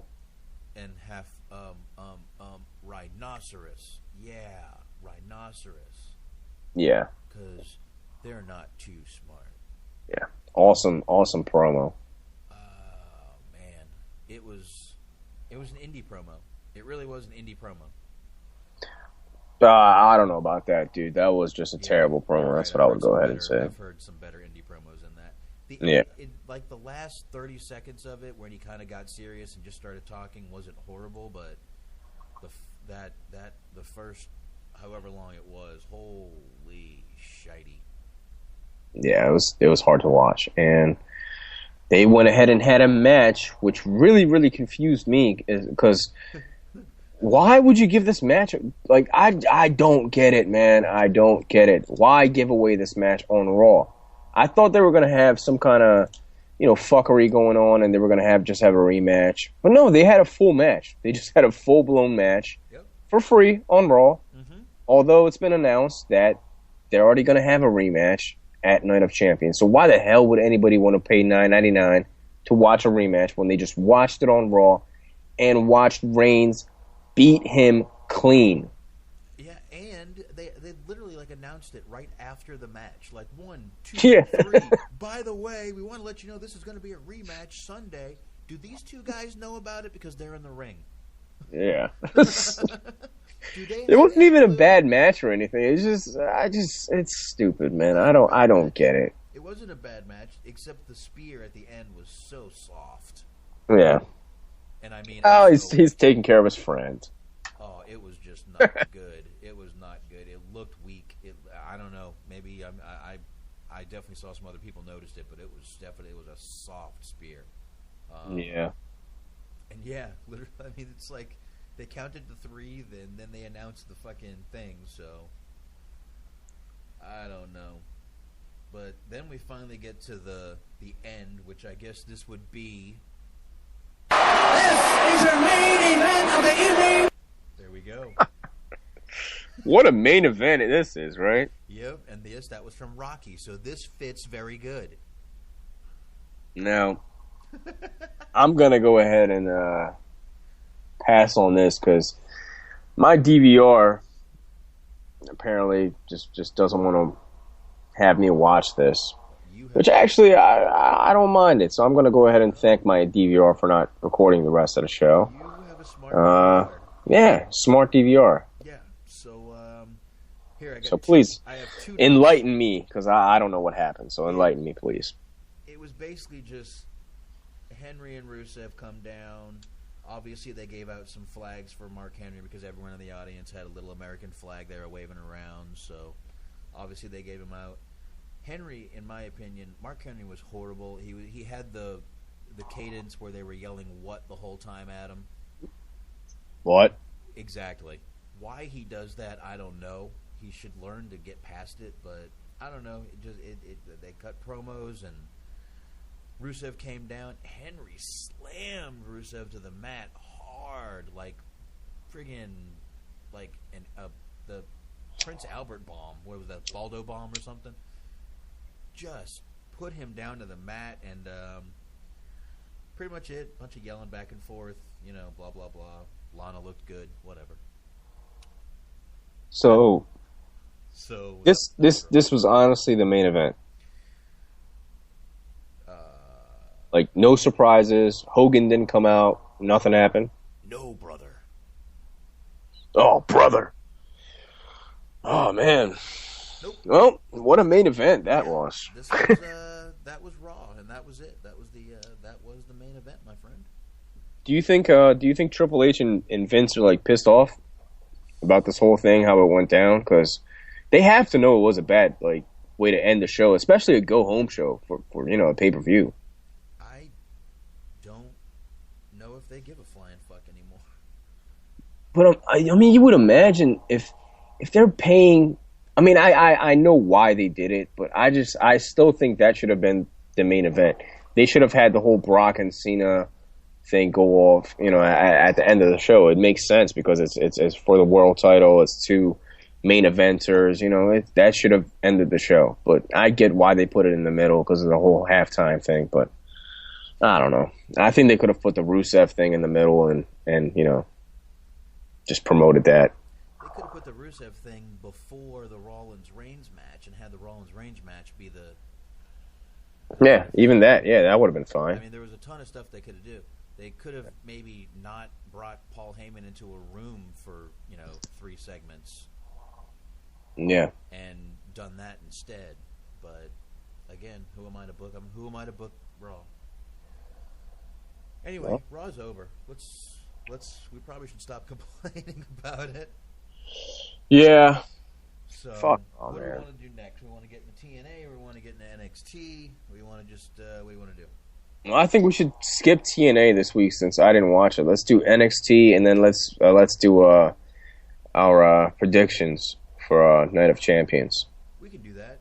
The only thing I do want to say one thing about NXT. You mean TNA?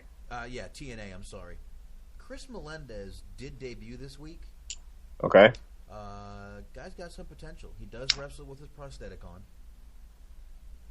And I really think this guy could actually be something pretty damn good. He's definitely showed some stuff in that ring, man. He can take almost every move, and he was doing almost everything. So I guess that's awesome. He's got a good story, and like we said, if the Dudleys actually did do what they say they did, then good for them, and good on you guys.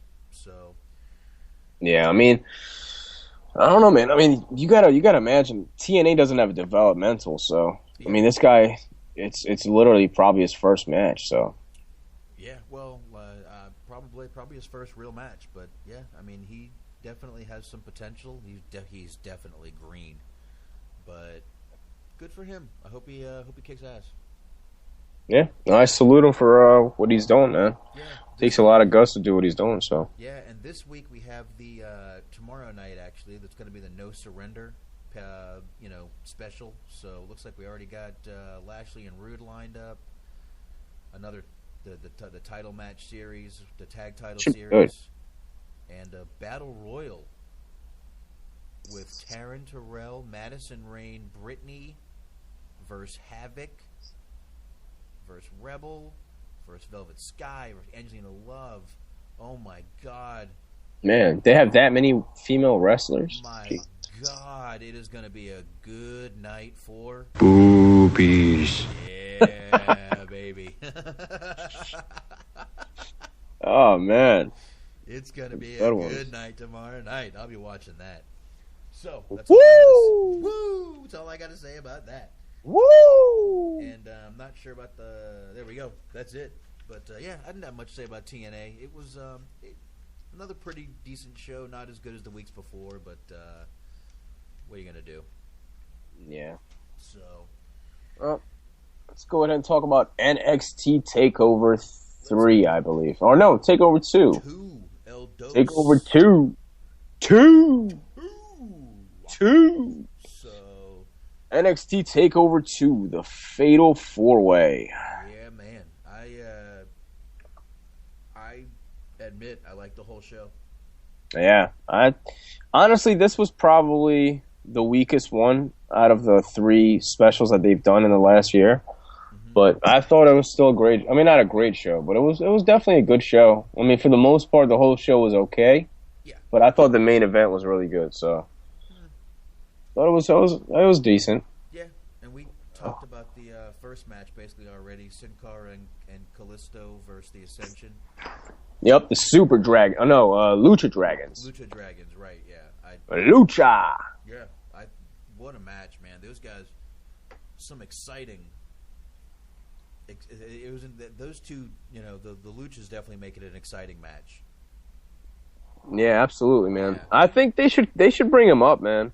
I would love to see them, go against the Usos, the Dust Brothers. I think they can have, I think Brody Lee and not Brody Lee, I sound like a fucking mark. What's his name? Luke Harper. Luke Harper. I think Luke Harper and Kalisto, they've had some matches in PWG and on the Indies before, so they got a good chemistry. The Lucha Dragons against the Wyatts. They can put them up against a lot of people, man. I think if they bring those guys up, bring the Ascension up, I think we could have something exciting going on as far as the tag team division. But I don't know, man. Hopefully they bring them up sooner than later. Lucha Dragons against the damn Usos actually would be a damn good matchup too. Yeah. Yeah, I think it would be. I say bring them up. What do they have to lose by bringing these guys up? Nothing. Yeah, I mean, what else do they have to learn? I mean, they already know how to wrestle. Yeah. Yeah. They're not going to be the greatest, people on the mic. They already know that. And plus, they don't have any Latin stars right now, anyway. So. No, they don't. Do they? No. No, I don't believe so. So it's better than nothing, man. They have nothing to lose. Absolutely nothing to lose. Nothing at all to lose. So yeah, I really like that match. Some high flying, awesome finisher by Kalisto. Yeah. Awesome finisher. This was a surprise, though. I didn't think that they were gonna give them the win. I wasn't sure, but again, like you said, maybe they're pushing them up, and usually when they do, you go out on your back. Yeah. So I'd be happy if they did. I said, 2-3 weeks ago, I think these guys are ready. I think they're pretty badass. Yeah, definitely. So let's hope. Crossing my fingers. There you go. Next match. What do you want? You want to go for it? What's the next match? I believe it's I don't know the guy's name, but it was that French guy, and it was the hair versus hair match, I believe. No, there's one in the middle. What's that? C.J. Parker. That doesn't count. Fuck that guy. Who in the hell? He's Tyler Rex too. Yeah, that guy. The gimmick is terrible, man. He's like a hippie. Yeah, I've never seen either one of these guys. So yeah, go ahead. Hair versus hair. Well, let's talk about that. Do you have the results up? Because I don't know the guy's name that was debuting, but that guy I thought his finishing move was awesome. Baron it was pretty much a Corbin. squash, but Yeah, Baron Corbin was his name, and it was a pretty impressive move. I've never seen either one of them. yeah. Well, I've seen C.J. Parker. That guy sucks, but yeah, I thought it was a pretty good debut, man. It was kind of powerful. It was a powerful, what a maneuver, Yeah. It was pretty good. I think he's, from what I remember, he's a pretty big guy, so that can make him a badass, man. Let him go out there and kick some ass for a couple weeks, have a couple squash matches, build him up, Yeah. Then send him to Raw, put him in a diaper, and make him smile. Absolutely, thumbs up. There you go. We know how you work, WWE. Are you sports entertained yet, folks? Are you not sports entertained? Are you not? Isn't this what you want? No. Giants in diapers? No. Midgets coming out every 2 seconds? Look, I like a midget as much as the next guy, but enough. Yeah, but fucking that whole thing with Vince and what's the midget's name, dude? I don't know his name. Hornswoggle. See, that's how much I don't care about it. That whole thing, dude, that was terrible. I'm glad I wasn't watching wrestling then either, but I've seen a couple episodes of Raw with that in it, and I can only imagine how bad it was at the time. Maybe not. It was bad. Yeah. Yeah, I was watching. It was pretty bad. Yeah. And even when Hornswoggle came out, as the general manager, you remember that? Yeah, I did. That was pretty fucking bad. As the anonymous GM, that was. Yeah. I remember there were people on a message board saying, I'm so glad they did that. That was a big F you to all those people that were complaining they didn't finish up that storyline. Really? Okay. Yeah, well, you need a drink. yeah, they got that, man. That was horrible. It was horrible. It was stupid. It was a cop-out. It was ridiculous. But Have you seen The Leprechaun? I will not see this movie. And you can't make me. I want to see it. you can't make me. I need to see this. I won't do it. You can't, and like I said, you can't make me see it. I won't see it. I won't do it. I will not do it. Well, I've seen the original. Well, yeah, the originals, which we spoke about, which was good, but no, right. I'm not going to watch this movie. I have watched so few WWE movies. Have I watched any? Don't worry, folks. We're gonna make it happen somehow. Have I watched any? No, I haven't. I think the only one that I've seen is the one with Kane, See No Evil. I never even saw that. I kind of wanted to see that. Was that the one with Brodus Clay was in it too, or no? To be honest with you, I don't know. I've only watched the beginning and I turned it off, but I do own the movie, so maybe sometime I'll check it out. Brodus Clay was in another one a little while ago, but no, I wouldn't. I did want to, but the Funkasaurus. So many better movies out there than that. So yeah, let's get into this hair versus hair match, I guess. Speaking of Brodus Clay, for any independent wrestling fans in the Northeast, check out PWS this Saturday in Rahway, New Jersey. They're gonna have Brodus Clay against Homicide, so that's kind of a weird matchup. But I definitely like these weird matchups. I always like seeing big guys against little guys. I like stuff like this. I read today Homicide was injured. Really? Yeah. Well, maybe I'll take that back. Maybe they're gonna have somebody else substitute for Homicide. Maybe. I don't know. It may still happen. I mean, he's got a few days. Maybe he'll get better. Who knows? I forgot what it was, but I thought that's exactly what I read. So. Yeah. I don't know. But then, all right, you can get into the hair versus hair match now. Yeah, the hair versus hair match. I don't know the guy's name, but the fucking the New York guys, the Staten Island guys. What are their names? It was the Legionnaires versus Enzo and Big Cass. Yeah. I like the gimmick. I don't know, man. It's kind of like the bromance, except in a more of like a not really a Jersey Shore kind of way. Yeah. They're more like, I don't know. Yeah, it is. Enzo is so fake on the mic. Number one. Yeah, but I think they're better than the bromance. You're gonna hate me for that. I think they're much better than the bromance, man. Please, Big Cass comes out there with this, how you doing? Okay, Joey from Friends, go fuck yourself. Yeah, that shit is, I don't know, man. And the crowd just fall, they're such sheep, these goddamn NXT crowds. They just fall right into it. How you doing? Oh my God.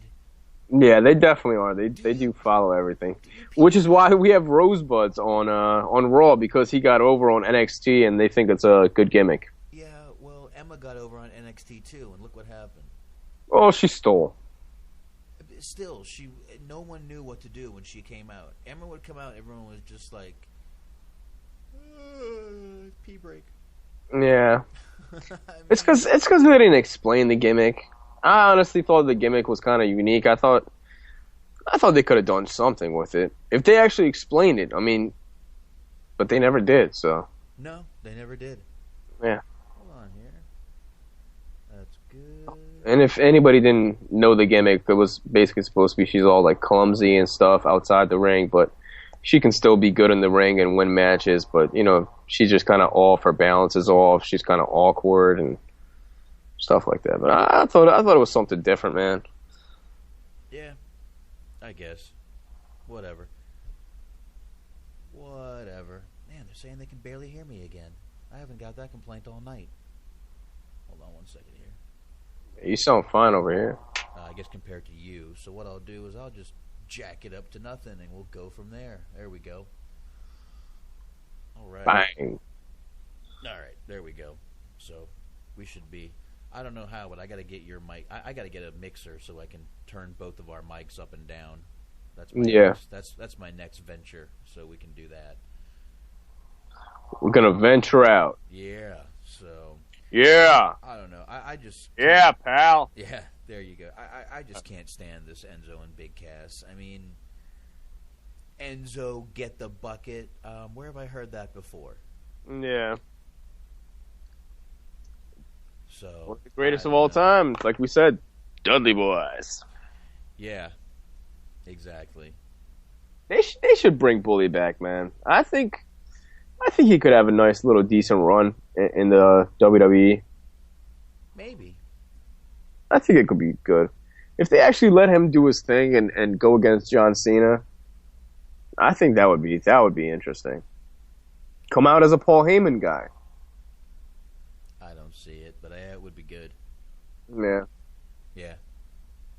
In fact, scratch that. He doesn't really need Paul Heyman because he can talk. So, still, CM Punk could talk, and he was much better when he was with Paul Heyman. So you never know. Yeah, you never know. Who knows? Yeah. Yeah, who knows? But anyway, yeah, I whatever. I just think these guys are such a joke. I don't know. I really see them not making it on the real Raw roster. I don't know, man. Doing Big Cass, but I can see these guys getting over, man. Maybe if it was 2001, yeah, or maybe 2005, but I don't know, man. I think it's gonna get over. Well, if you say so. Guess we're gonna see, man. I guess we'll see. I guess we will see. That is if they even make it to Raw. Yeah, if they even make it, we'll yeah, good point. I don't know. Yeah, they still have it on ProWrestlingSyndicate.com. They still have it advertised as homicide against Brodus Clay. Yeah, like I said, he may be fine by that. I don't think it was a major injury. I think it was something small, but he'll probably be fine. I wouldn't doubt it. I wouldn't worry about it. Yeah, let me go ahead and give them a cheap plug because they got a lot of cool stuff. If anybody's from the Northeast, go for it. They got Luke Hawks. He's gonna be up there. They got the Impact players, Lance Storm and Justin Credible, teaming once again for the first time in a couple years against the Reynolds brothers. They got let me see who else they got up here. They got Brian XL. They got Amazing Red. They got Tommy Dreamer. They got Arkham. Are you familiar with Arkham? No, I'm not. He's that big black dude. He's huge. He's like a brick of wall, man. How do you spell his name? It's Arkim. Yeah, type it into Google, you'll see him. You probably know him. They got the Big O. They got Dan Moff, which was part of the Hit Squad, if anybody's familiar with them. Kevin Matthews, Heavenly Bodies. They got Brodus Clay against Homicide. And check this out. They got Rob Van Dam. They got Road Warrior Animal, Jimmy Snuka, Bobby Lashley, Ezekiel Jackson, Ricardo Rodriguez, Earl Hebner, Ernest Miller, Vader, Tito Santana, Glacier, Nasty Boys, and more. Jesus Christ. Glacier? Yeah. Whoa. They got a lot of people, man. I mean, they're not all wrestling, but, still. Yeah, I don't know if Glacier can. Can Glacier still wrestle? Probably. I don't have a clue. Yeah, they got a good lineup, though. I was actually planning on going, but I really don't feel like putting the dogs in the kennel. Oh yeah, New Jersey be a whole day for you probably. Yeah. Cost me about $1.50 every time I put the dogs in the kennel, so it's not really worth it. Damn. Yeah. Expensive. Well, I got 3, so. Yeah, that's expensive dogs, man. Yep. Anyway, where were we? The hair versus hair match? Yeah, so That sounds like a good card, man. yeah, definitely. Cool. That should definitely be pretty cool. Yeah, definitely. Yep. And let's see. Enzo and Big Cass won the hair versus hair match. Whatever.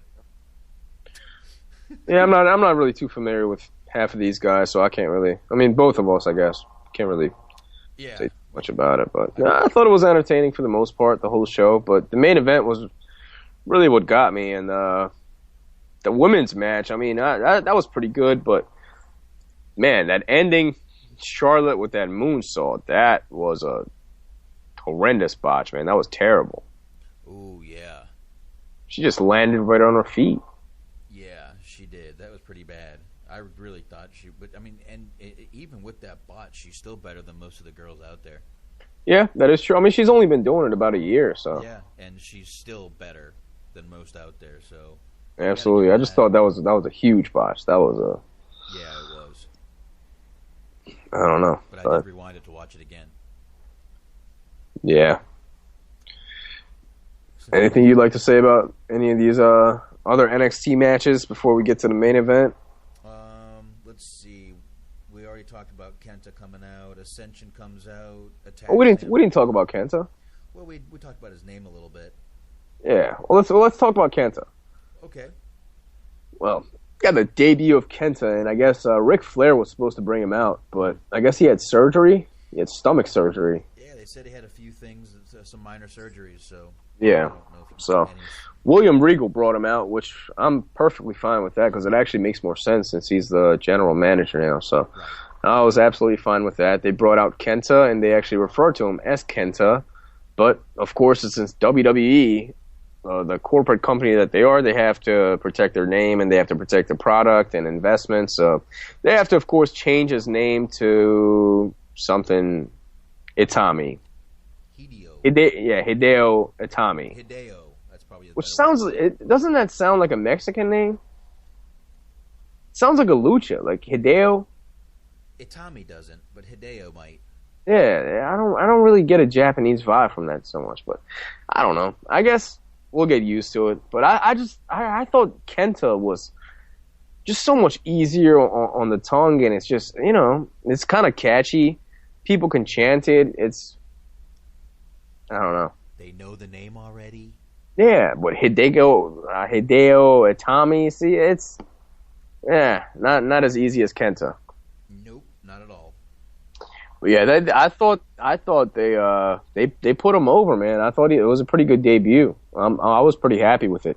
He came up, the Ascension, they came out and they interrupted him, and they threw him out the ring, and he came right back and pretty much punched both of them and whooped their ass and tossed him out the ring, and afterwards he got a chair, sat it in the middle of the ring, and basically had an open invitation for them to come back for a second round of ass whooping, and they didn't want any. So nope, they put him over. Yes, they did. So I think he's, I don't know, man. I think he might be the first Oriental act that we see on the roster that might actually get a push. Other than basically the guy that got the most push was probably like Tajiri, maybe. Speaking of, Tajiri is back on TNA, but anyway. Right. Man, is he in good shape? Is he any good or? A little heavy, got some big bags under his eyes, but still can go in the ring. That's all that matters. Yeah. Well, the bags, he's always had the bags under his eyes. They were a little worse. Oh yeah, he always looked like he got beat up. Yeah, he does. He always or just healing from a good punching. Yeah. It looks like a punching bag. Yeah. What the hell was on Kenta's head? That was hair? I guess, man. I guess that's the Japanese style. I don't know, dude. Not really too familiar with Oriental culture, but looked like he grabbed a light socket and then went to the ring and just fixed the front. Like, oh, it's okay. Okay. So, yeah, I kind of felt bad for Regal. The Ascension comes out and attacks Kenta, and Regal just has to stand there and watch it happen and not do anything. Yeah, it was kind of awkward. It was, but whatever. Nah, that's just nitpicking. Oh, But yeah. what did you think about him speaking English? Probably better to get an interpreter for him. Yeah, but I can at least appreciate the fact that he's trying. I mean, he's not like Sin Cara. You know, Sin Cara, the guy just didn't want to learn a lick of English. I mean, I don't get it. I mean, I'm a foreigner, and you know, I wasn't born here, but I think if you come to the country, whether you're just here, even working for 5 years or whatever, you should learn the language, man. You should respect the country. You're here. Nobody has to go out of their way to you know, explain things to you. Just learn the damn language. I mean, Sin Cara, come on, dude. You basically he was going to be with the WWE for a while if he actually learned English and didn't botch his entrance every time. So he could have had a future, but now if the guy doesn't want to speak English. But yeah, I give him props for at least trying. I mean, Yeah. I mean, at least he didn't, you know, I don't think he'll stop the match for a broken finger. yeah, yeah, not as big as not a pussy like Sin Cara, you know. No, I don't think so. So I guess wasn't Del Rio really pissed off at him for that? yeah, he was. You should smack him around a little bit. I'll bet Triple H was too, man. Did you remember that match he went through with a torn quad? Oh yeah, So I'm sure Triple H wasn't happy about that. But yeah. Speaking of Triple H, I guess Daniel Bryan was really pissed at Triple H for stopping that match when Daniel Bryan kind of blacked out for a minute. yeah, he said he woke up fine, was Yeah. ready to go. But nothing you can do about it. Now that's a true wrestler. Mm-hmm. That's how it should be. They say you're not working hard enough until you black out in the middle of the match. There you go. That's a true wrestler right there, man. Yes, it is. Yes, it is. So, then we had someone who's not a true wrestler. This goddamn Bull Dempsey, a.k.a. Silent Bob, versus Mojo Rawley. Dude, this guy, why are people liking this guy? Which one? Bull Dempsey, he's like a internet darling right now, man. People are loving this guy. I don't know why. I don't see shit in him. I don't know.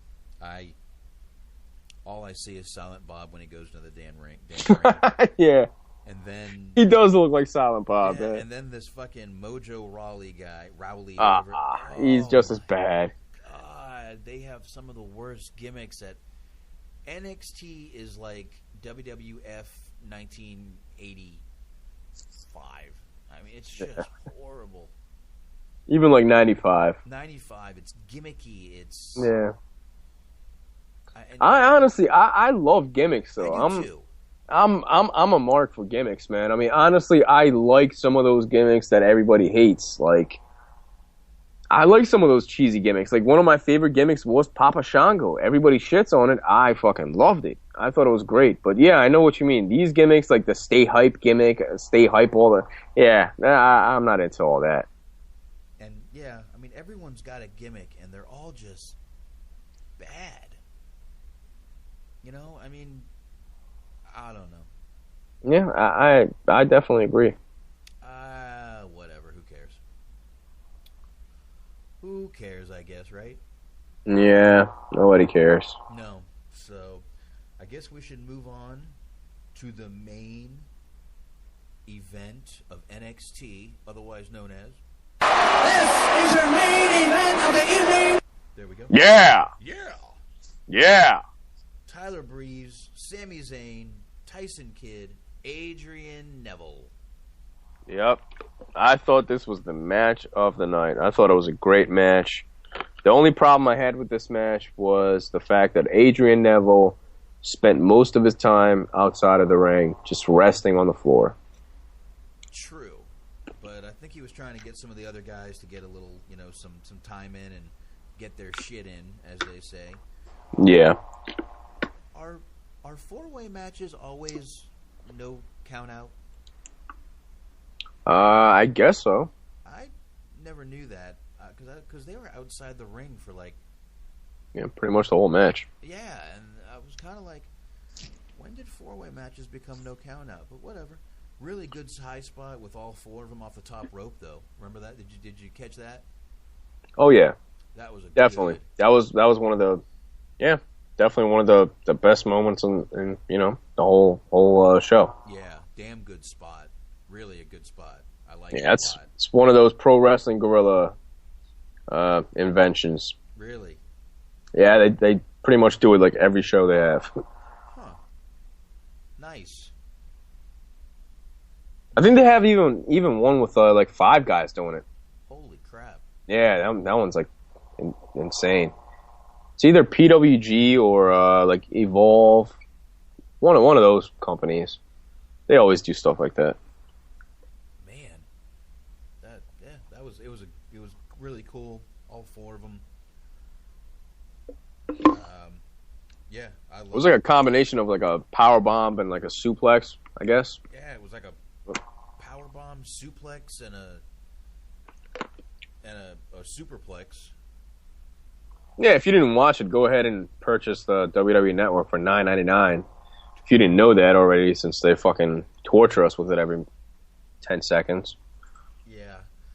Now, I got a question for you. What do you I actually thought Tyson Kidd was pretty good in this, man. He showed his ass off in this. I think Tyson Kidd's pretty good. I like the guy. I do too. I see no problem with him. I mean, doesn't really have the look, but yeah, I like the guy. Apparently, Natty doesn't like the guy too much, though. Apparently, I don't think she's giving him any, man. I don't know, man.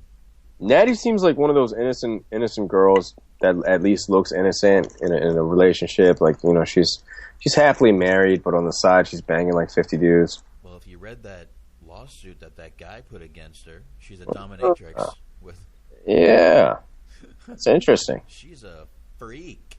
Yeah, there might be some truth to that. Freak. It's my type, man. Might be. You never know. There you go, Tyson Kidd, man. Let me borrow your wife.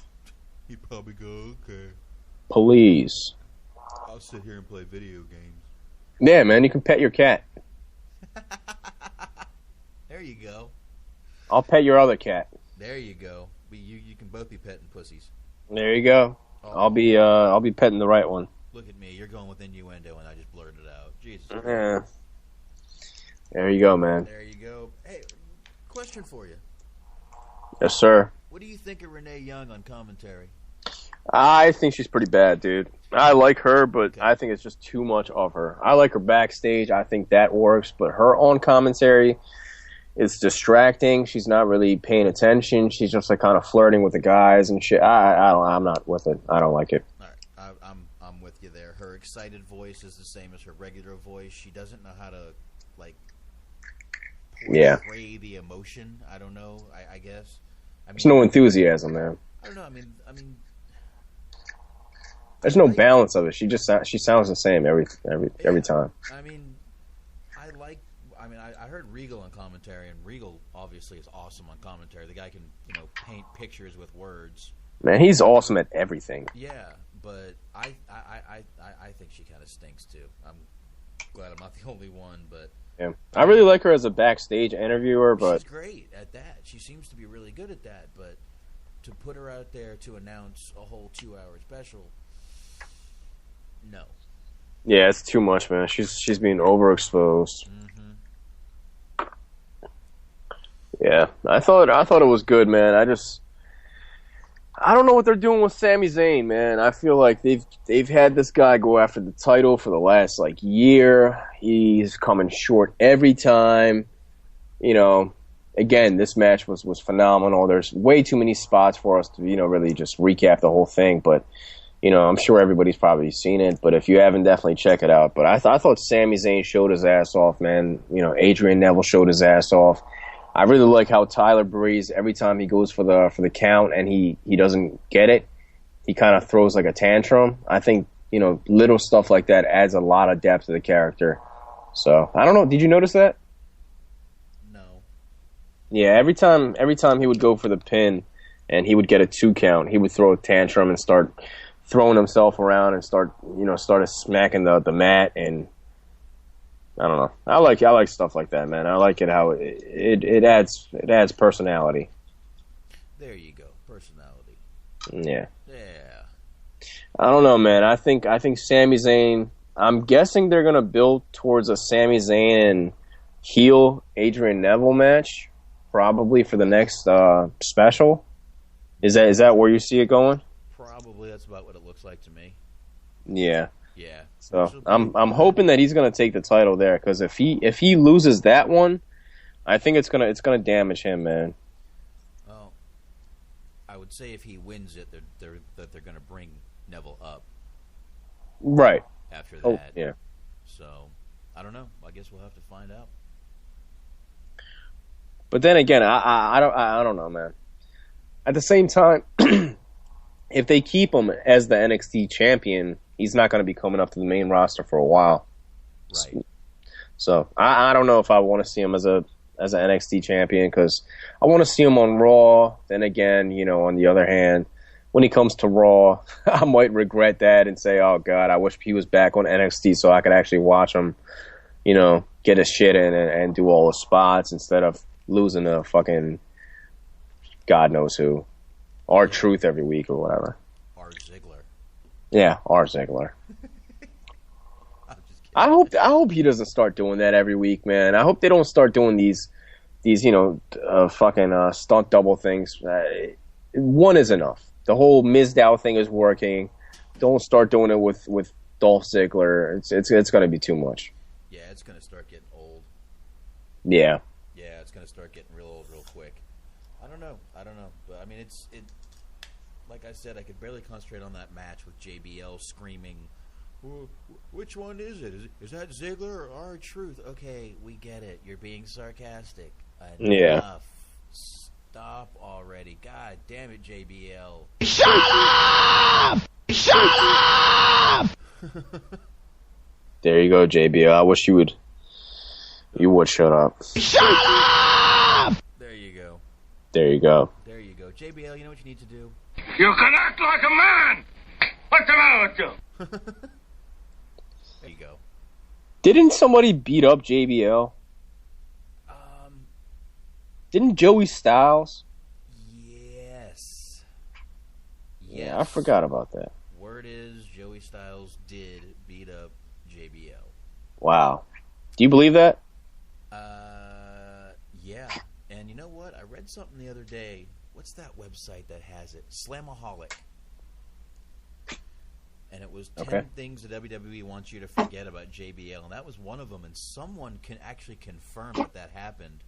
I think 2 people confirmed that it actually happened, and Joey did punch him in the mouth, knock him out, and he had to wear makeup the next night on Raw. Wow. Yeah, like gave him a big, busted him open, gave him a black eye.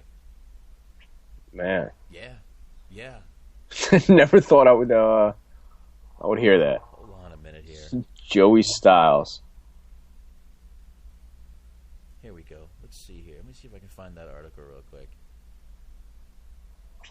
Slamaholic.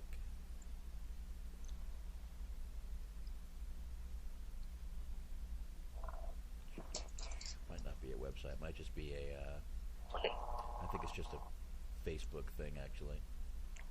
Well, let's finish off NXT real quick while you speak of that, while you find that. Yeah, basically, Adrian Neville spent a lot of his time outside the ring, and he, in some people's eyes, I guess he cheated a little bit, but, I guess it's going to be a heel turn. I guess it's them foreshadowing a heel turn. That's what I get from it anyway. But, yeah, he remains the champion, and that was NXT TakeOver, Fatal 4-Way. It was a pretty good main event, though. I thought the main event was like a 3.5, 4-star match. The rest of the show was all right. Yeah, it definitely looked pretty damn good. So, let's see, yeah, I liked it. I thought it was a damn good thing, actually. I thought it was a great show. A couple bad things on it, more good than bad, though. So, yeah, what are you gonna do? But I definitely thought it was a good show. I couldn't complain about it. I'll definitely watch the other one. Yeah. Since you brought up JBL the other day, I found myself on YouTube, just searching for random stuff, and somehow I came across the Brawl for All. Do you remember that? I do. Yeah, they have somebody uploaded the whole thing, so it's about hour and a half of just all the Brawl for All. So I watched the whole thing, and do you remember any of them? Any of the matchups? I remember a couple of them. I do remember the last matchup. Yeah, with Butterbean. I do remember the Butterbean matchup. Very much so. Yeah. But, yeah, I remember a couple of them, not all of them. Yeah, I think I kind of enjoyed it. I thought it was entertaining. JBL was I don't know. Everybody says he's a tough guy. I think it's just he's more big than anything. Like Savio Vega, he kind of surprised me. He whooped Brockus' ass, man. Yeah, I do remember that. Yeah. He completely just demolished that guy. He whooped his fucking ass. Yeah, he did. You're right. And Draws, he was whooping Hawk's ass for the most part. I don't remember that, but I remember Draws being in that. Yeah, they had Draws against Hawk from the Road Warriors, and he broke his nose. I do remember Draws being in that whole thing. I don't remember a lot about Draws. Missed him, but it's really Yeah, I thought. Sucks what happened to that guy. Yeah, I was actually going to get his shooter interview today, but I haven't seen that one either, and I'd like to. yeah, that should be interesting. Mm-hmm. Let's see. I did see here that WWE is recruiting a former. Did you see this German soccer guy? No. Guy is fucking jacked. Here, I'm going to go ahead and post this article up on the Facebook page. All right, I'll go check it out. Facebook.com/group/THT podcast for anyone wondering. There you go. There we go, and here it is. In post right now. This guy is, he wasn't big, somehow got all gassed up, and now he's friggin' huge. That's what steroids do for you, man. Jesus Christ, he's gassed up to the gills, and it looks like he's going to be going to WWE. Yeah, let me check this out. You can see in the top picture. Oh yeah, he's got some crazy tattoos too. Yeah, he's like full of tattoos, but you can see in the top picture he's not a very big guy. Yeah. And then you go down to the picture, and it looks like someone's been putting a needle in their butt. There you go, man. Yeah. Someone's found the needle. Stick one of these needles in your ass. Yeah. Yeah, pal. Bend over. That's how we do it here, and we get away with it with a Jewish lawyer. Yeah. Bend over. Vinnie McMahon. Yeah.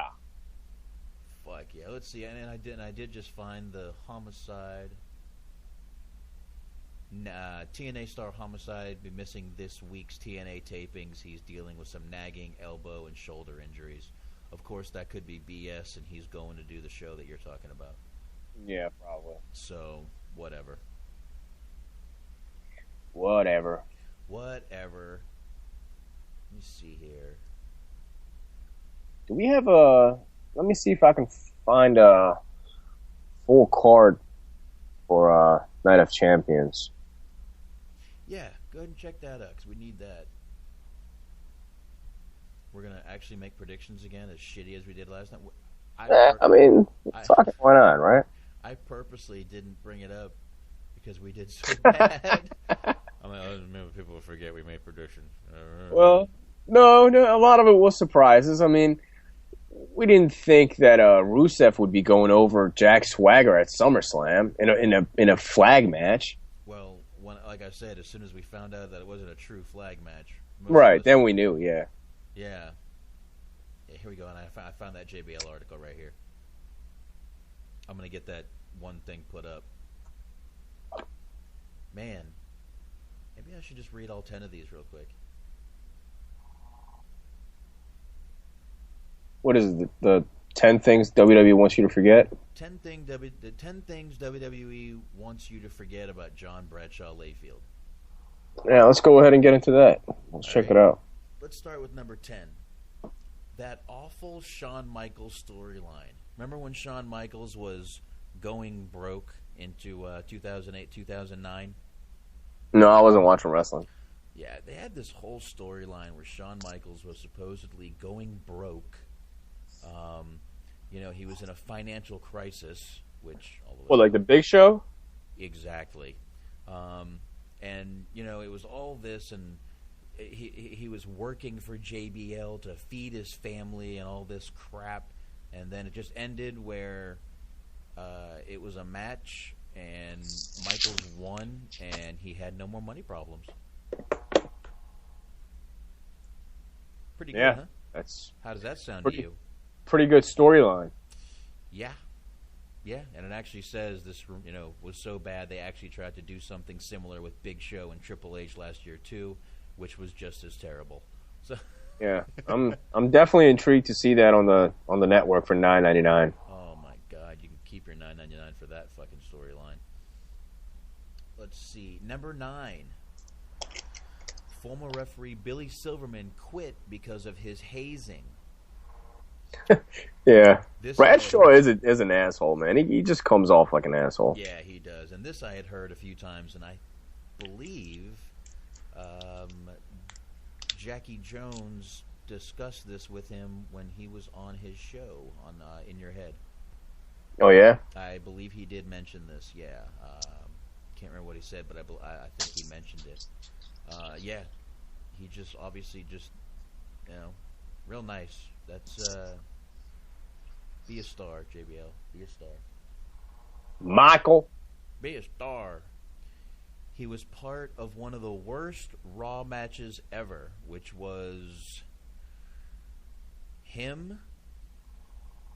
Hold on here. That Steve Gaida match. It was Jackie Gaida, who was horrible. Chris Nowinski. Oh man, I hated that guy. Yep, Trish. God damn, I hated that guy. That's who it was. He was like the Harvard gimmick, right? Yeah, exactly. Yeah, I do remember this match. Oh yeah, I remember this match. Yeah, dude, he sucked. Jackie Gaida basically gave like a kick to Trish, and thank God Trish at least tried to sell it, but she was like a mile and a half away from her when she did it. Yeah. Yeah. So I remember Nowinski though, man. That guy fucking sucked. I hated that gimmick. I couldn't stand that guy. Yeah, now he's doing all that stuff for the concussion. Oh yeah. Yeah. Yeah, I gotta give him a little respect for that. He's trying not to get people's mush messed up. Let's see. Number 7. Justin Hawk Bradshaw was managed by Zeb Coulter. Yeah, true. Remember Zebekiah? 96. 90, 95, 96. That's right. Justin Hawk Bradshaw. Yeah, they probably do want you to forget that. Meanwhile, I wonder where he got the name Zeb. Duh. Yeah, he kept the same name, right? Yeah. I don't know if the last name was Coulter back then, but... Yeah. And here's one of them right here. He lost to number 6. He lost to Bart Gunn in the Brawl for All finals. Yep. Yep. Got his ass whooped. And they've got it right here. In fact, actually, do you remember that one? Not 100%. Yeah, dude, that was like a 3-second knockout. He knocked him out twice, actually. Jesus. Yeah. I don't know. Oh, and let's see, number 5. He was on the plane ride from hell. If everyone remembers what the plane ride from hell is. Yep. Yep.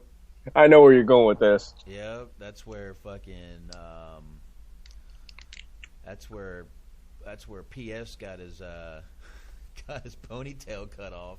Yeah, that's also where Michael P.S. Hayes almost pissed on Linda McMahon. Yep.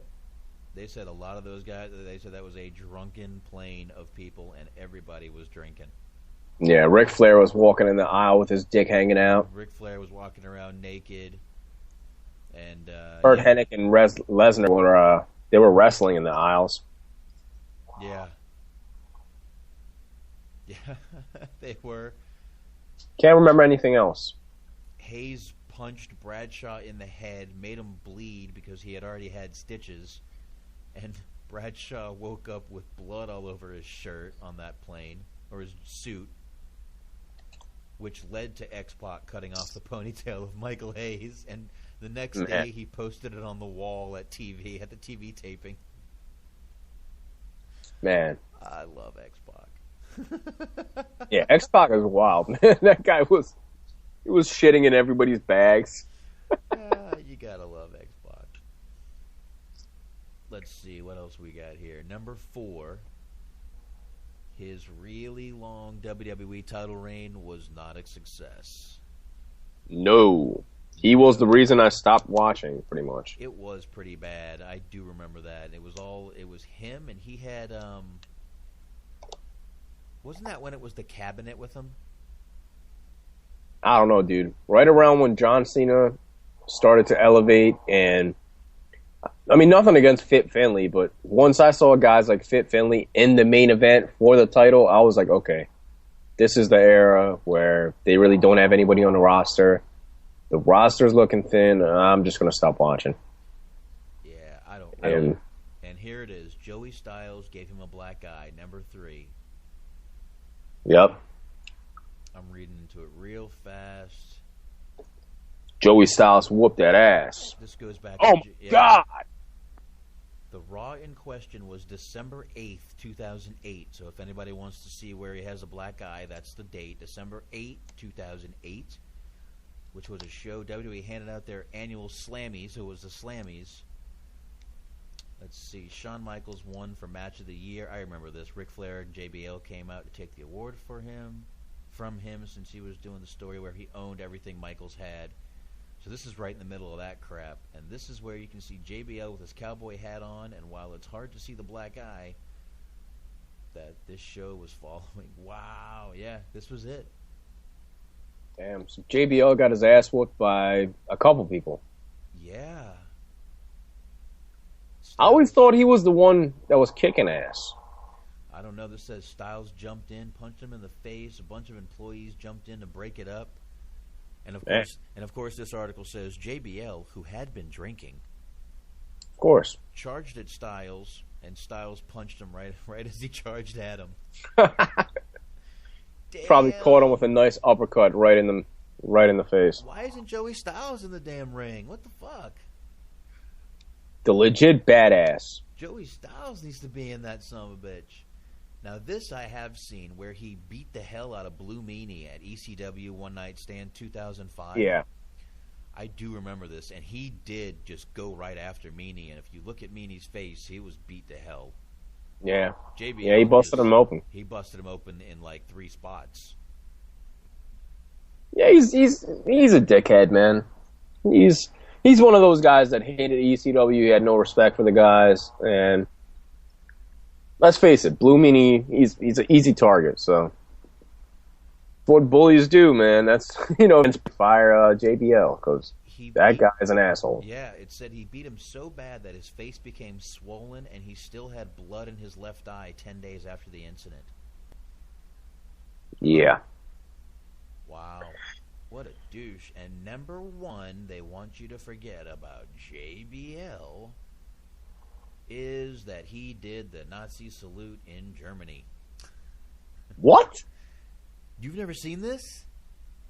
No. Oh, dude, this is what he got let go from. He got let go from WWE for a while, and he got let go from his Fox show for a while for this.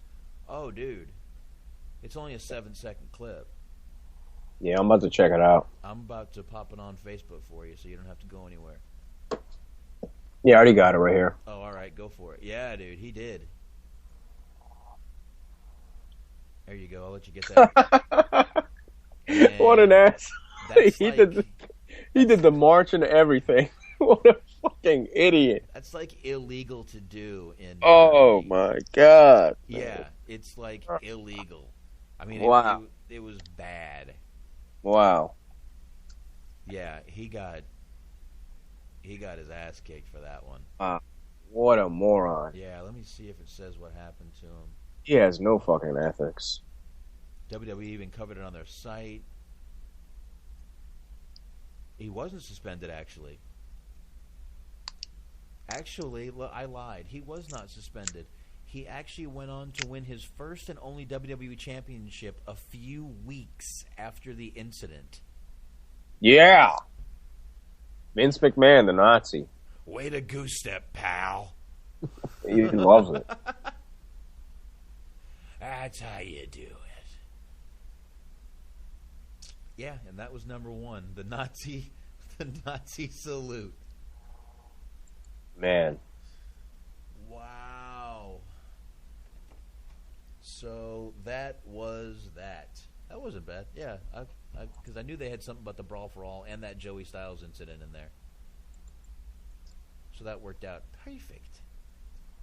Perfect. Yeah. It's like the song man would say. Perfect. Perfect. Perfect. Perfect. While watching Raw.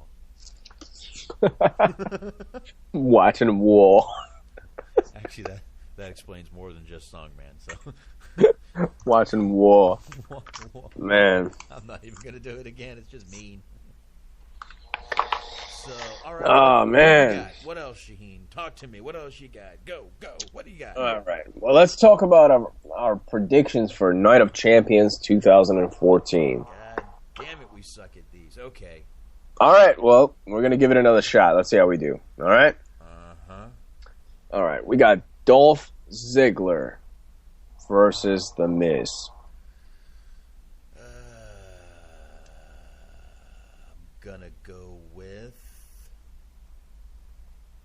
I'm gonna go with The Miz.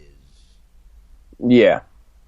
I'm going to go ahead and go with The Miz, too, simply for the fact that WWE usually they have a pattern of how they do things, and basically Dolph Ziggler was the man standing this time. So, on Raw he went over. So basically that means he's going to lose at the pay-per-view. I guess The Miz, man. I'd really like to see Ziggler win, but... Me too, but I don't think so. Yeah, I mean, they're not really doing much with him as the Intercontinental Champion, so... Doesn't really matter anyway. Do they ever do anything lately with the Intercontinental Champion? No. No. He's a jobber now. I wouldn't say he's a jobber now, but he hasn't been losing lately. I mean, he's been getting wins. They do this to all their champions, though, man. They keep killing them like this, and it's just wrong. Yeah. I guess. I don't know. We got Rusev against Mark Henry. I'm going to go ahead and go with the obvious answer, Rusev. Really? Yeah. I'm going to go against you on this one. I'm going to go with Henry. All right. And you're going to be wrong, my good friend. Hey, it won't be the first time. Won't be the last time, man. Yeah, they're gonna feed Henry to Rusev, man. There's no way.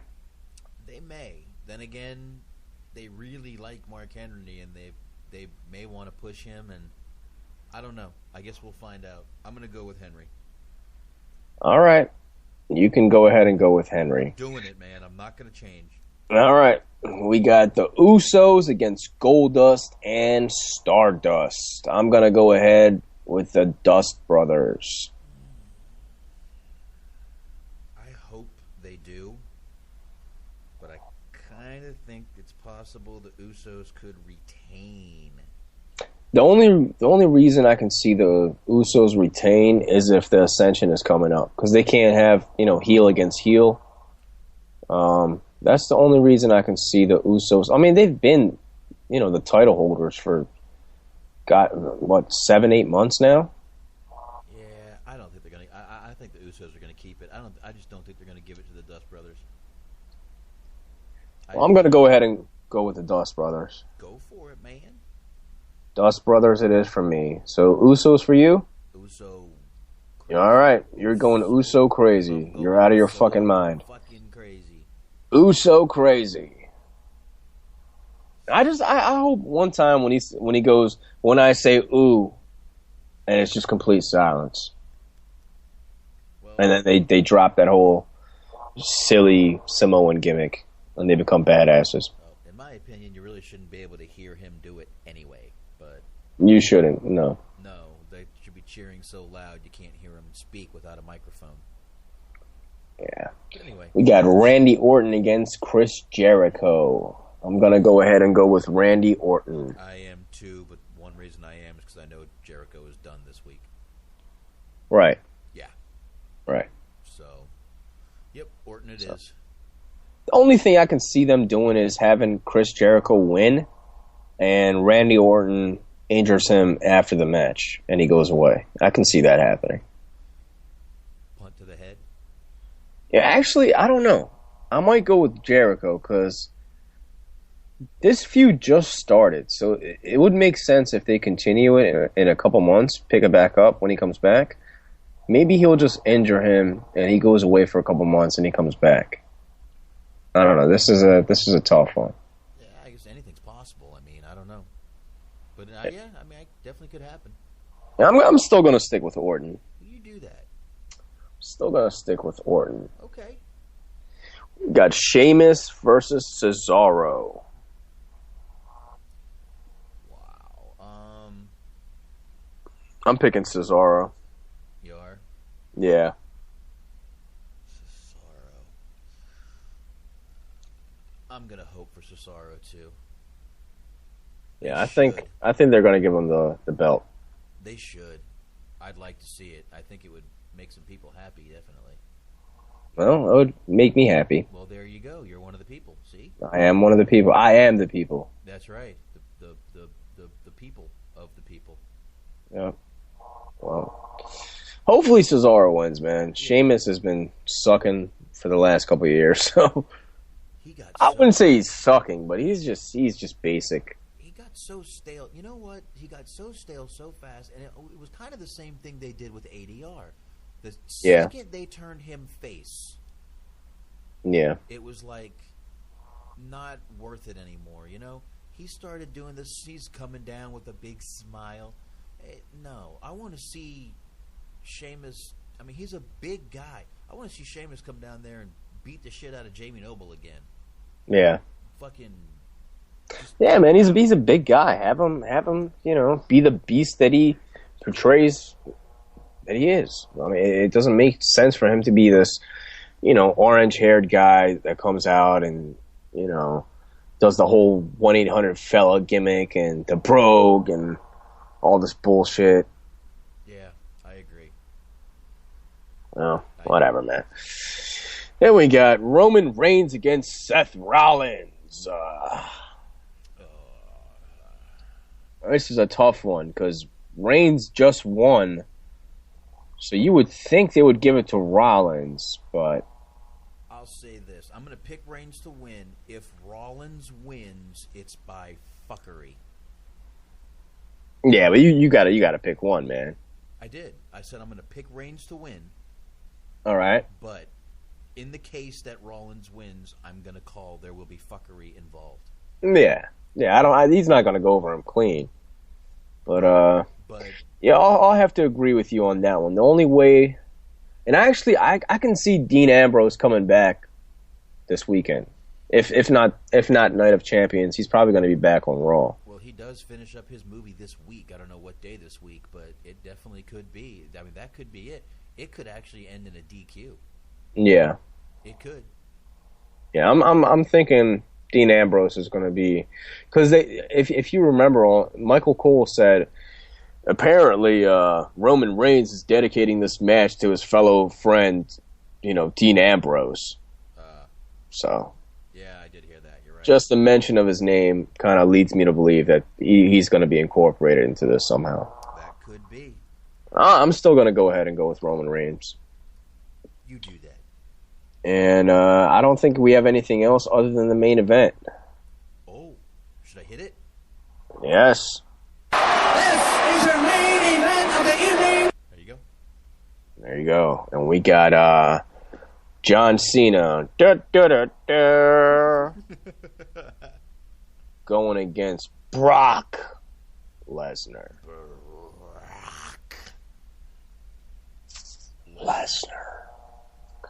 Yeah, man. I think this is actually going to be a really good match. I think this is going to be more competitive, and it's not going to be so one-sided. So it's probably going to be a good match. And I'm going to go ahead with Brock retaining the title. But yeah, if God damn it, if Cena wins, we riot. If Cena wins, we cancel the show. No, we will not. If Cena wins, we're coming in Sunday to do a goddamn show. How does that sound? Fuck, man. I hope he doesn't win, man. Fresh, if that happens. I want that rant right off the fucking line.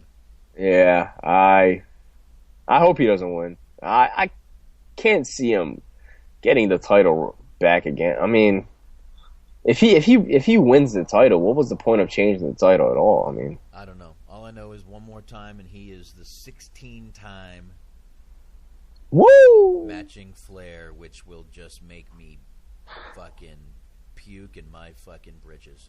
Woo! Oh, God, that'll make me absolutely sick. Yeah, man. Ugh. Never give up.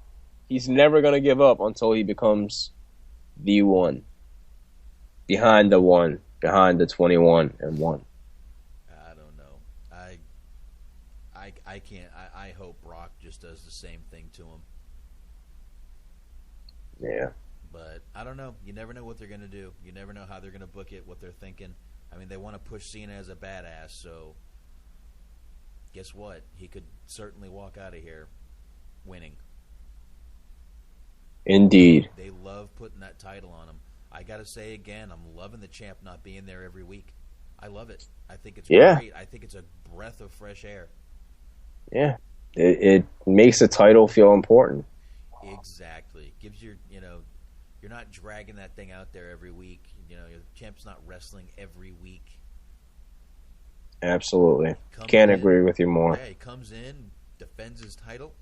If he wins it, he walks out.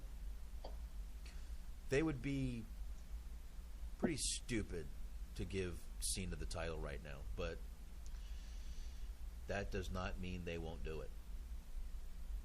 Yeah, before we go ahead and call it a night, this week on Cheap Heat Podcast, there was a Bray Wyatt interview. If you guys want to check that out, I thought it was pretty cool, man. He kind of stayed in his gimmick, and I thought it was pretty cool. I liked it. A friend of mine at work was telling me about that interview. He listens to that too. Yeah, it's good. It's good. Peter Rosenberg from Hot 97. That's good guy. That's who that is. But yeah, I heard about that interview. Yeah, Rowdy Piper has Gangrel on this week, and last week he had Kamala, and In Your Head also had Kamala, and also, of course, both of us, fans of In Your Head. When Kamala did the interview, he was talking about how he didn't mind doing the gimmick and he loved it and everything. But I listened to another interview with Kamala on Ahmed Johnson's podcast, which I didn't even know he had a podcast. But I don't recommend that one. It wasn't very good. I didn't subscribe to that one. There you go. But yeah, he completely just contradicted himself and just said how racist it was and how he hated doing the gimmick. And I'm just like, man, this guy is just switching his stories around like it's nothing, But you can't tell a big white guy that you can't say that. You can't say it's racist to a white guy. Of course you can. Why can't you? I don't know. I'm just joking. Call it how it is, man. I mean, I don't know, man. I thought it was weird. Yeah, it is. But yeah, I don't know. It was what it was. I saw that Jericho's going to have the Hardy Boys on soon. Oh, yeah? Yeah, that'll be good. Yeah, that should be interesting. We got the Ross Report with JR. He has Cowboy Bill Watts on. that Really? this episode actually is coming out tomorrow, so you can check that out. It usually drops at about 9 o'clock. It might be out right now. Yeah, it's actually out now. It just says tomorrow. Yeah, he's a. That's going to be a good one, man. Yeah, definitely. I'm definitely down to listen to that one. I want to hear that. And I guess that's about it. See how we do, man? We shout out all the podcasts. Most people don't do this. Fuck it. Why not? That's because we listen to a ton of them. Yeah. If I find something interesting, I'll point it out. We share around here. There you go. Damn. Although I gotta admit, I don't listen to Piper's podcast. I just happen to stumble across that. I can't listen to Piper on a weekly basis. Me neither. Yeah, it's too much Piper's pit for me. Yeah, I can't listen to him either. It's Same with Jericho. I can't listen to his podcast every week. I just listen to like his mainly his interviews with other people. Like Batista was interesting, and Triple H. Other than that, I haven't really listened to much of his. I do the same. I do that with a bunch of interviews. It's the exact same thing. Just kind of. Yeah, same with Austin's, man. Austin's, unless he has a guest, I cannot sit through one of his episodes. It's brutal. Yeah, it does get kind of tough. He just talks about how he has to take a shit, and he makes that a whole like 20-minute story about how he was taking a shit, and like, dude, I don't want to hear this. Like, wow. I gotta get something to take care of these fucking gassed up rats. Yeah, yeah. Either stories like that, or it's plugs. Constant plugs. Yeah. So. Yeah, you're right. He does. I mean, and like I said, every now and then he'll talk about that broken skull for a few minutes usually, which is kind of why I started watching it. But that is not a bad show, man. Like I said, it's pretty damn good actually. Yeah, and Colt Cabana, his podcast has kind of fell off. No offense to him, but Never listened to one. yeah, over the last month and a half or two, he really hasn't had much going on. His last real guest was Jim Ross, and that was in July. So, Wow, yeah. that's pretty far. Well, I guess he was in Edinburgh for a couple weeks, but I don't know. Yeah. I don't know. I get yeah. Like I said, I've never listened to him. Everyone used to say it was awesome, but I actually read somewhere else on another. I can't remember where I read. Someone else was complaining that it's been really bad lately, and just like he doesn't care. Yeah, I thought the Jim Ross interview was pretty nice. He had one with Christopher Daniels recently, and he had one with Rip Rogers, which was pretty entertaining.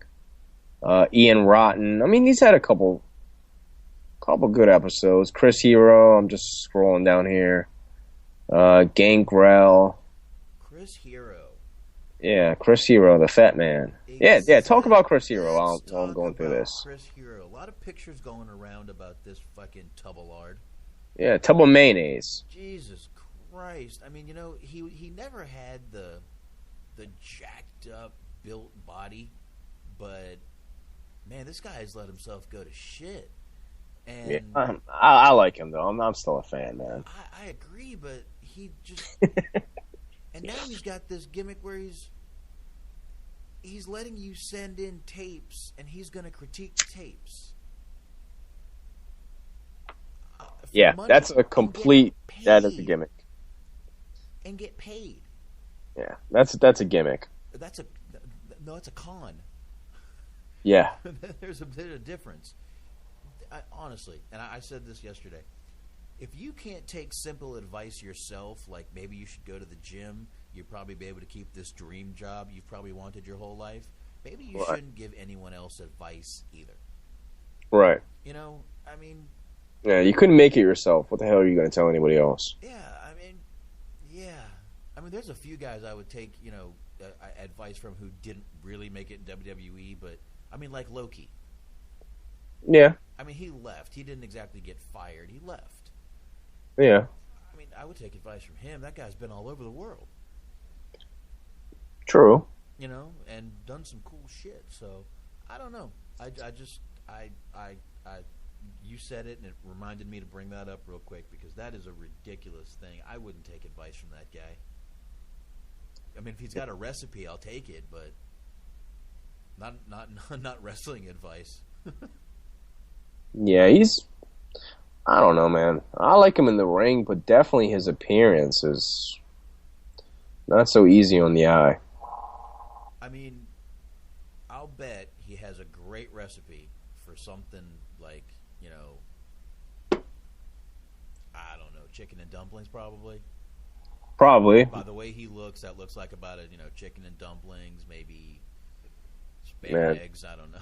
You know what they say, you are what you eat. He looks like a tub of mayonnaise, so he probably eats tubs of mayonnaise. Maybe he's just spooning down globs of Miracle Whip. Globs of Miracle Whip, yep. Just give me the squeeze bottle, it's easier. Well, since we already got a long-ass episode here, you want to add a couple more things to here? Hey, keep going, man. We got some main event results from tonight. If you want to go, I mean, we didn't watch it, of course, but might as well just talk about it anyway. What the hell? We had a rematch of Dolph Ziggler and R Ziggler, R-Truth, whatever you want to call this guy, against Damian Sandow and The Miz. The Miz and Damian Sandow went over this time. Oh, man. I bet. Yeah. Who's the announcer for main event? Do you know? No, it doesn't say. Okay, keep going. Yeah, I never watched main event or SmackDown or any of that, so I wouldn't know. I watched one episode of main event when it was on TV, and it was on Wednesday, so I obviously never watched it at the time, but... Actually, I lied. The only time I watched main event was when the Wyatts went against the Shield. That's probably the only episode I watched. Yeah, you were probably more a Saturday morning slam guy, right? Yeah, definitely. Definitely. Especially when Mick Foley was the general manager.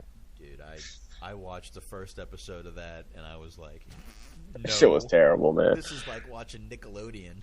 Yeah, the main event would be like, fucking Titus O'Neil against, who cares? Exactly. That was the name. Who cares? Fill in the blank. Yeah. Add jobber here. Got Brie Bella against Cameron. Brie Bella went over. Who gives a shit? Well, Cameron probably started to counter on her fucking stomach again. Definitely, man. That lady, man. She needs to stop it. All right, we beat that to death already. Go ahead. And the main event was Seth Rollins against Big E, which that kind of seems interesting. I wouldn't mind watching that one. No, and I noticed. Speaking of Big E, they were doing that. They're still doing that gimmick at live episodes with the stable of him, Xavier, and Kofi, which I'm glad that they're giving it a shot. Yeah, definitely. I hope they do it as a heel though, because I know they're trying it with as a face and as a heel. Yeah, they're going back and forth to see. I think a heel would be the only way to get that across. Right. Yeah, I think. I agree. Bad News Barrett is coming back apparently by December. Really?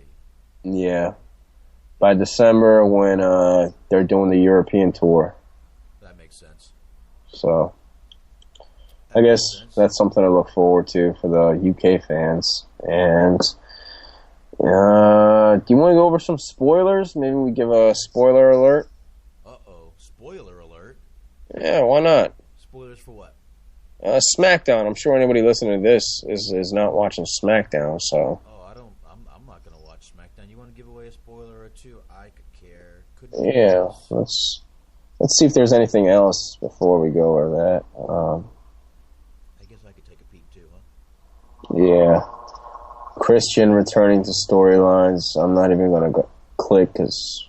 Oh man, you know what I've been dying for, Christian? One more match. Yes. I mean, if there's anything I've been waiting for in this world, it's for Christian to have one more match.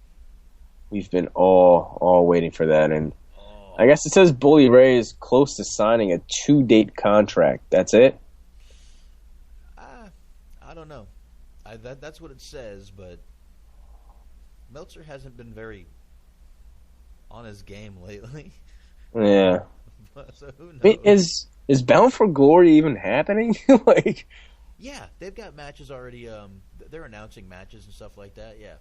well, see if you can find the card for Bound for Glory, the matches that are announced for that. Let's talk about that for a little bit, because I have no idea what's going to happen with that. I haven't been following TNA, and I'm shameful to say that, but. Let's see here. Bound for Glory 2014 card. Bound for Glory.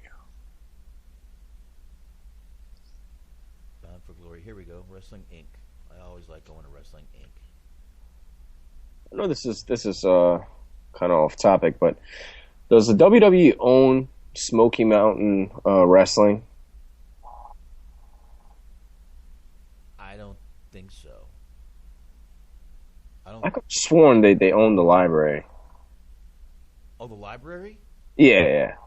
Not. I didn't mean the actual company. It doesn't even exist, but the library footage. Maybe. I'd love to see that on the network. Yeah, I wouldn't mind either. I know a lot of people don't care for Smoky. What was it? Smoky Mountain. Mm-hmm. Yeah.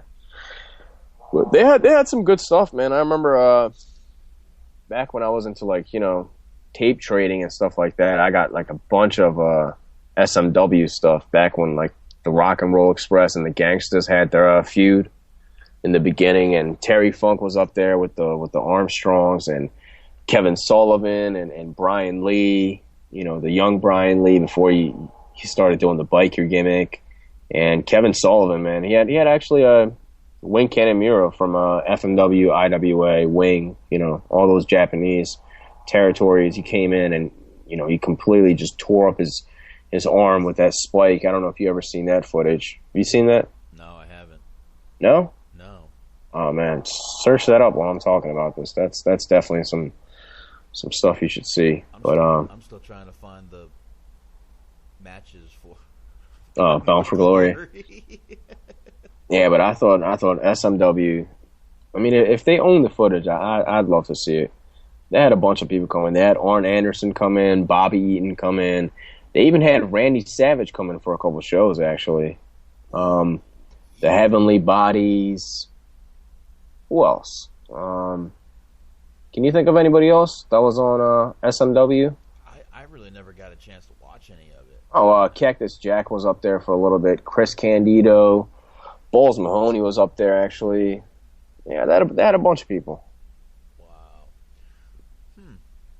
It was that good old Southern wrestling, but they had that hardcore element to it sometimes. I liked it, man. It was a little bit edgy here and there, and it was good old corny Southern wrestling, but it was good stuff, man. I thought it was nice. Plus, Jim Cornette is always entertaining, so seeing Jim Cornette on a weekly basis, I wouldn't mind that. Yeah, here we go. This is from. Yeah, I agree. Cornette's always awesome. Well, not on this podcast though. We did plug like everybody's podcast, but if I don't like it, I'm gonna shit on it. Jim Cornette's podcast on MLW, that shit is trash, dude. MLW as a network is great because I always enjoy Conan's show and all that stuff. But man, Jim Cornette talking about politics and Republicans and stuff, man, I'm not interested. Yeah, I got through like 2 episodes. Yeah, it's pretty bad. Yeah, it actually only got worse. Like the first 2 episodes weren't that bad. Mm-hmm. Right now, if you tune in, you'll tune out instantly. It's terrible. Mostly politics now. Politics, and he has a really annoying co-host. Her name is like I think Lisa Bradley or something. I don't know, but she's just annoying, and I don't know, man. He has this other guy come on, and the guy's like a manager for some Southern independent wrestling in like Memphis, and the guy's like a complete fucking hick, and he's just talking about some stupid shit. It's just terrible, man. It has nothing to do with wrestling, really. It's just, it's not good. So you're saying she's gone from suck to blow? Yes. Basically, exactly what I'm saying. There you go. Now we understand. Yeah, that shit was trash, man. It used to suck. Now it blows. That shit was trash. Trash. Trash, I tell you. Now I get it. Garbage. Now I get it. Anything else you want to talk about? I did find a little something on Bound for Glory. I found some people that were announced. All right. So, let's see. Wonderful. TNA doesn't have a card for Bound for Glory yet. I don't think they've put out the actual card yet. Dude, it's like 3 weeks away, isn't it? If they put out the card, I can't. It's in the middle of October. It's October. Yeah, it's like 3 weeks away, pretty much. Like a month away, if that. Yeah, there should be a date here. Looks like MVP, Samoa Joe, James Storms, Great Sonata, EC3, the Abyss, Davey Richards, Eddie Edwards, Graham, Manic, Team 3D, Kurt Angle, Jeff Hardy. I don't know, and I know they got a bunch of Wrestle 1 guys. I can't find... I'm looking, man. I can't find any cards, or I put announced matches. Yeah, that's fine, man. We're over just about 3 hours and 15 minutes, so that's... Yeah, we'll get out of here in a minute. I can't... I don't think... Maybe Wiki has it. Hold on. Maybe. Well, we were talking about this. Make sure you check us out this weekend because we're gonna be doing TNA and NXT separate from the Tuesday night show. So we're gonna be doing that hopefully on Saturdays. We're gonna come up with a time and we'll definitely keep you guys posted. But we're gonna do that one on YouTube. So if you want to go and check that out, definitely go to youtube.com and search for THT Wrestling or the hot tag Wrestling. And it should all pop out. But if you type in THT Wrestling, the actual channel will pop out. So you can just simply click subscribe, and it'll be downloaded to your feed as soon as we go live. You can actually watch us, streaming live, and you can come in. And I think there's a chat room already in the video, so you can contact us through there, and it should be cool. So we'll be doing that, and that's definitely something to look forward to. Yeah, and if there's not a chat, we do have one. And we're gonna get this chat put into our website probably this week, so it'll be much better, and you can even access it from mobile devices. Yeah, speaking of upgrading, I'm actually gonna go ahead and I'm gonna do this tomorrow. I'm gonna change we're gonna take the Weebly part out of the web address, so you're just gonna have to go ahead to hottagpodcast.com instead of hottagpodcastwrestling.com. So nice. Definitely check that out, and check us out on Facebook. You can join the group. You can join the discussions. Go ahead to facebook.com/groups/THT podcast. That's it. And same thing on YouTube, and you can until I get it fixed, you can go ahead and visit our website at hottagpodcast.weebly.com. That's it. And yeah, join up in the group. Definitely want you in there. Looks like we're about got a couple hundred already in there. Yeah. Try to keep it lively. And how can we forget? You can subscribe to us on iTunes, which is the most important. That is the most important. Subscribe. What the hell are we thinking, man? Go ahead and play that Nate Dogg for me, man. Oh, here we go. That's the problem, man. Oh, I lost it. Smoke weed every day. Yeah. There we go. And next week I'm going to try a different setup so Shaheen's not so high and I'm not so low. I'm going to dual computer this bad boy so we can get this right. Yeah, that way you can turn me down and fix everything. And but I'll use my laptop camera, which shouldn't mess up anything, and we'll go from there. And it should, once it's in, I should be able to control volume a lot better. Yeah, so for the Saturday show, you can join us on YouTube once again, and we're going to be reviewing this week's NXT and TNA, and it's probably going to be a shorter show, so we're probably going to come up with some other concepts. And, of course, once we do that, the Tuesday show is going to be a little bit shorter, so it's going to give you guys 2 episodes, probably get a little bit more of us, but in 2 episodes. So that's cool, and we're gonna be incorporating some new concepts in there. I know I was talking to Boxman about maybe watching like a pay-per-view. Both of us watch a pay-per-view off the network, and we can review that. And we can actually, let's come up with that today, man. What do you want to watch? What pay-per-view do you want to watch on the WWE Network for $9.99? All right. Well, how about this? You choose, or I choose what company, and then the other one chooses the pay-per-view. Man. You want me to choose the company and you choose the pay-per-view? Oh, not really. All right. Well, you choose the company. Well, if I'm going to watch something, let's get a WCW pay-per-view in, since they've been kind of popular lately. All right, WCW. How about this? I'm going to choose the year now, and you choose the pay-per-view. I got to write this down. Sounds good? Okay. I'm going to go ahead with the year 1992. 1992. My favorite year in wrestling, probably.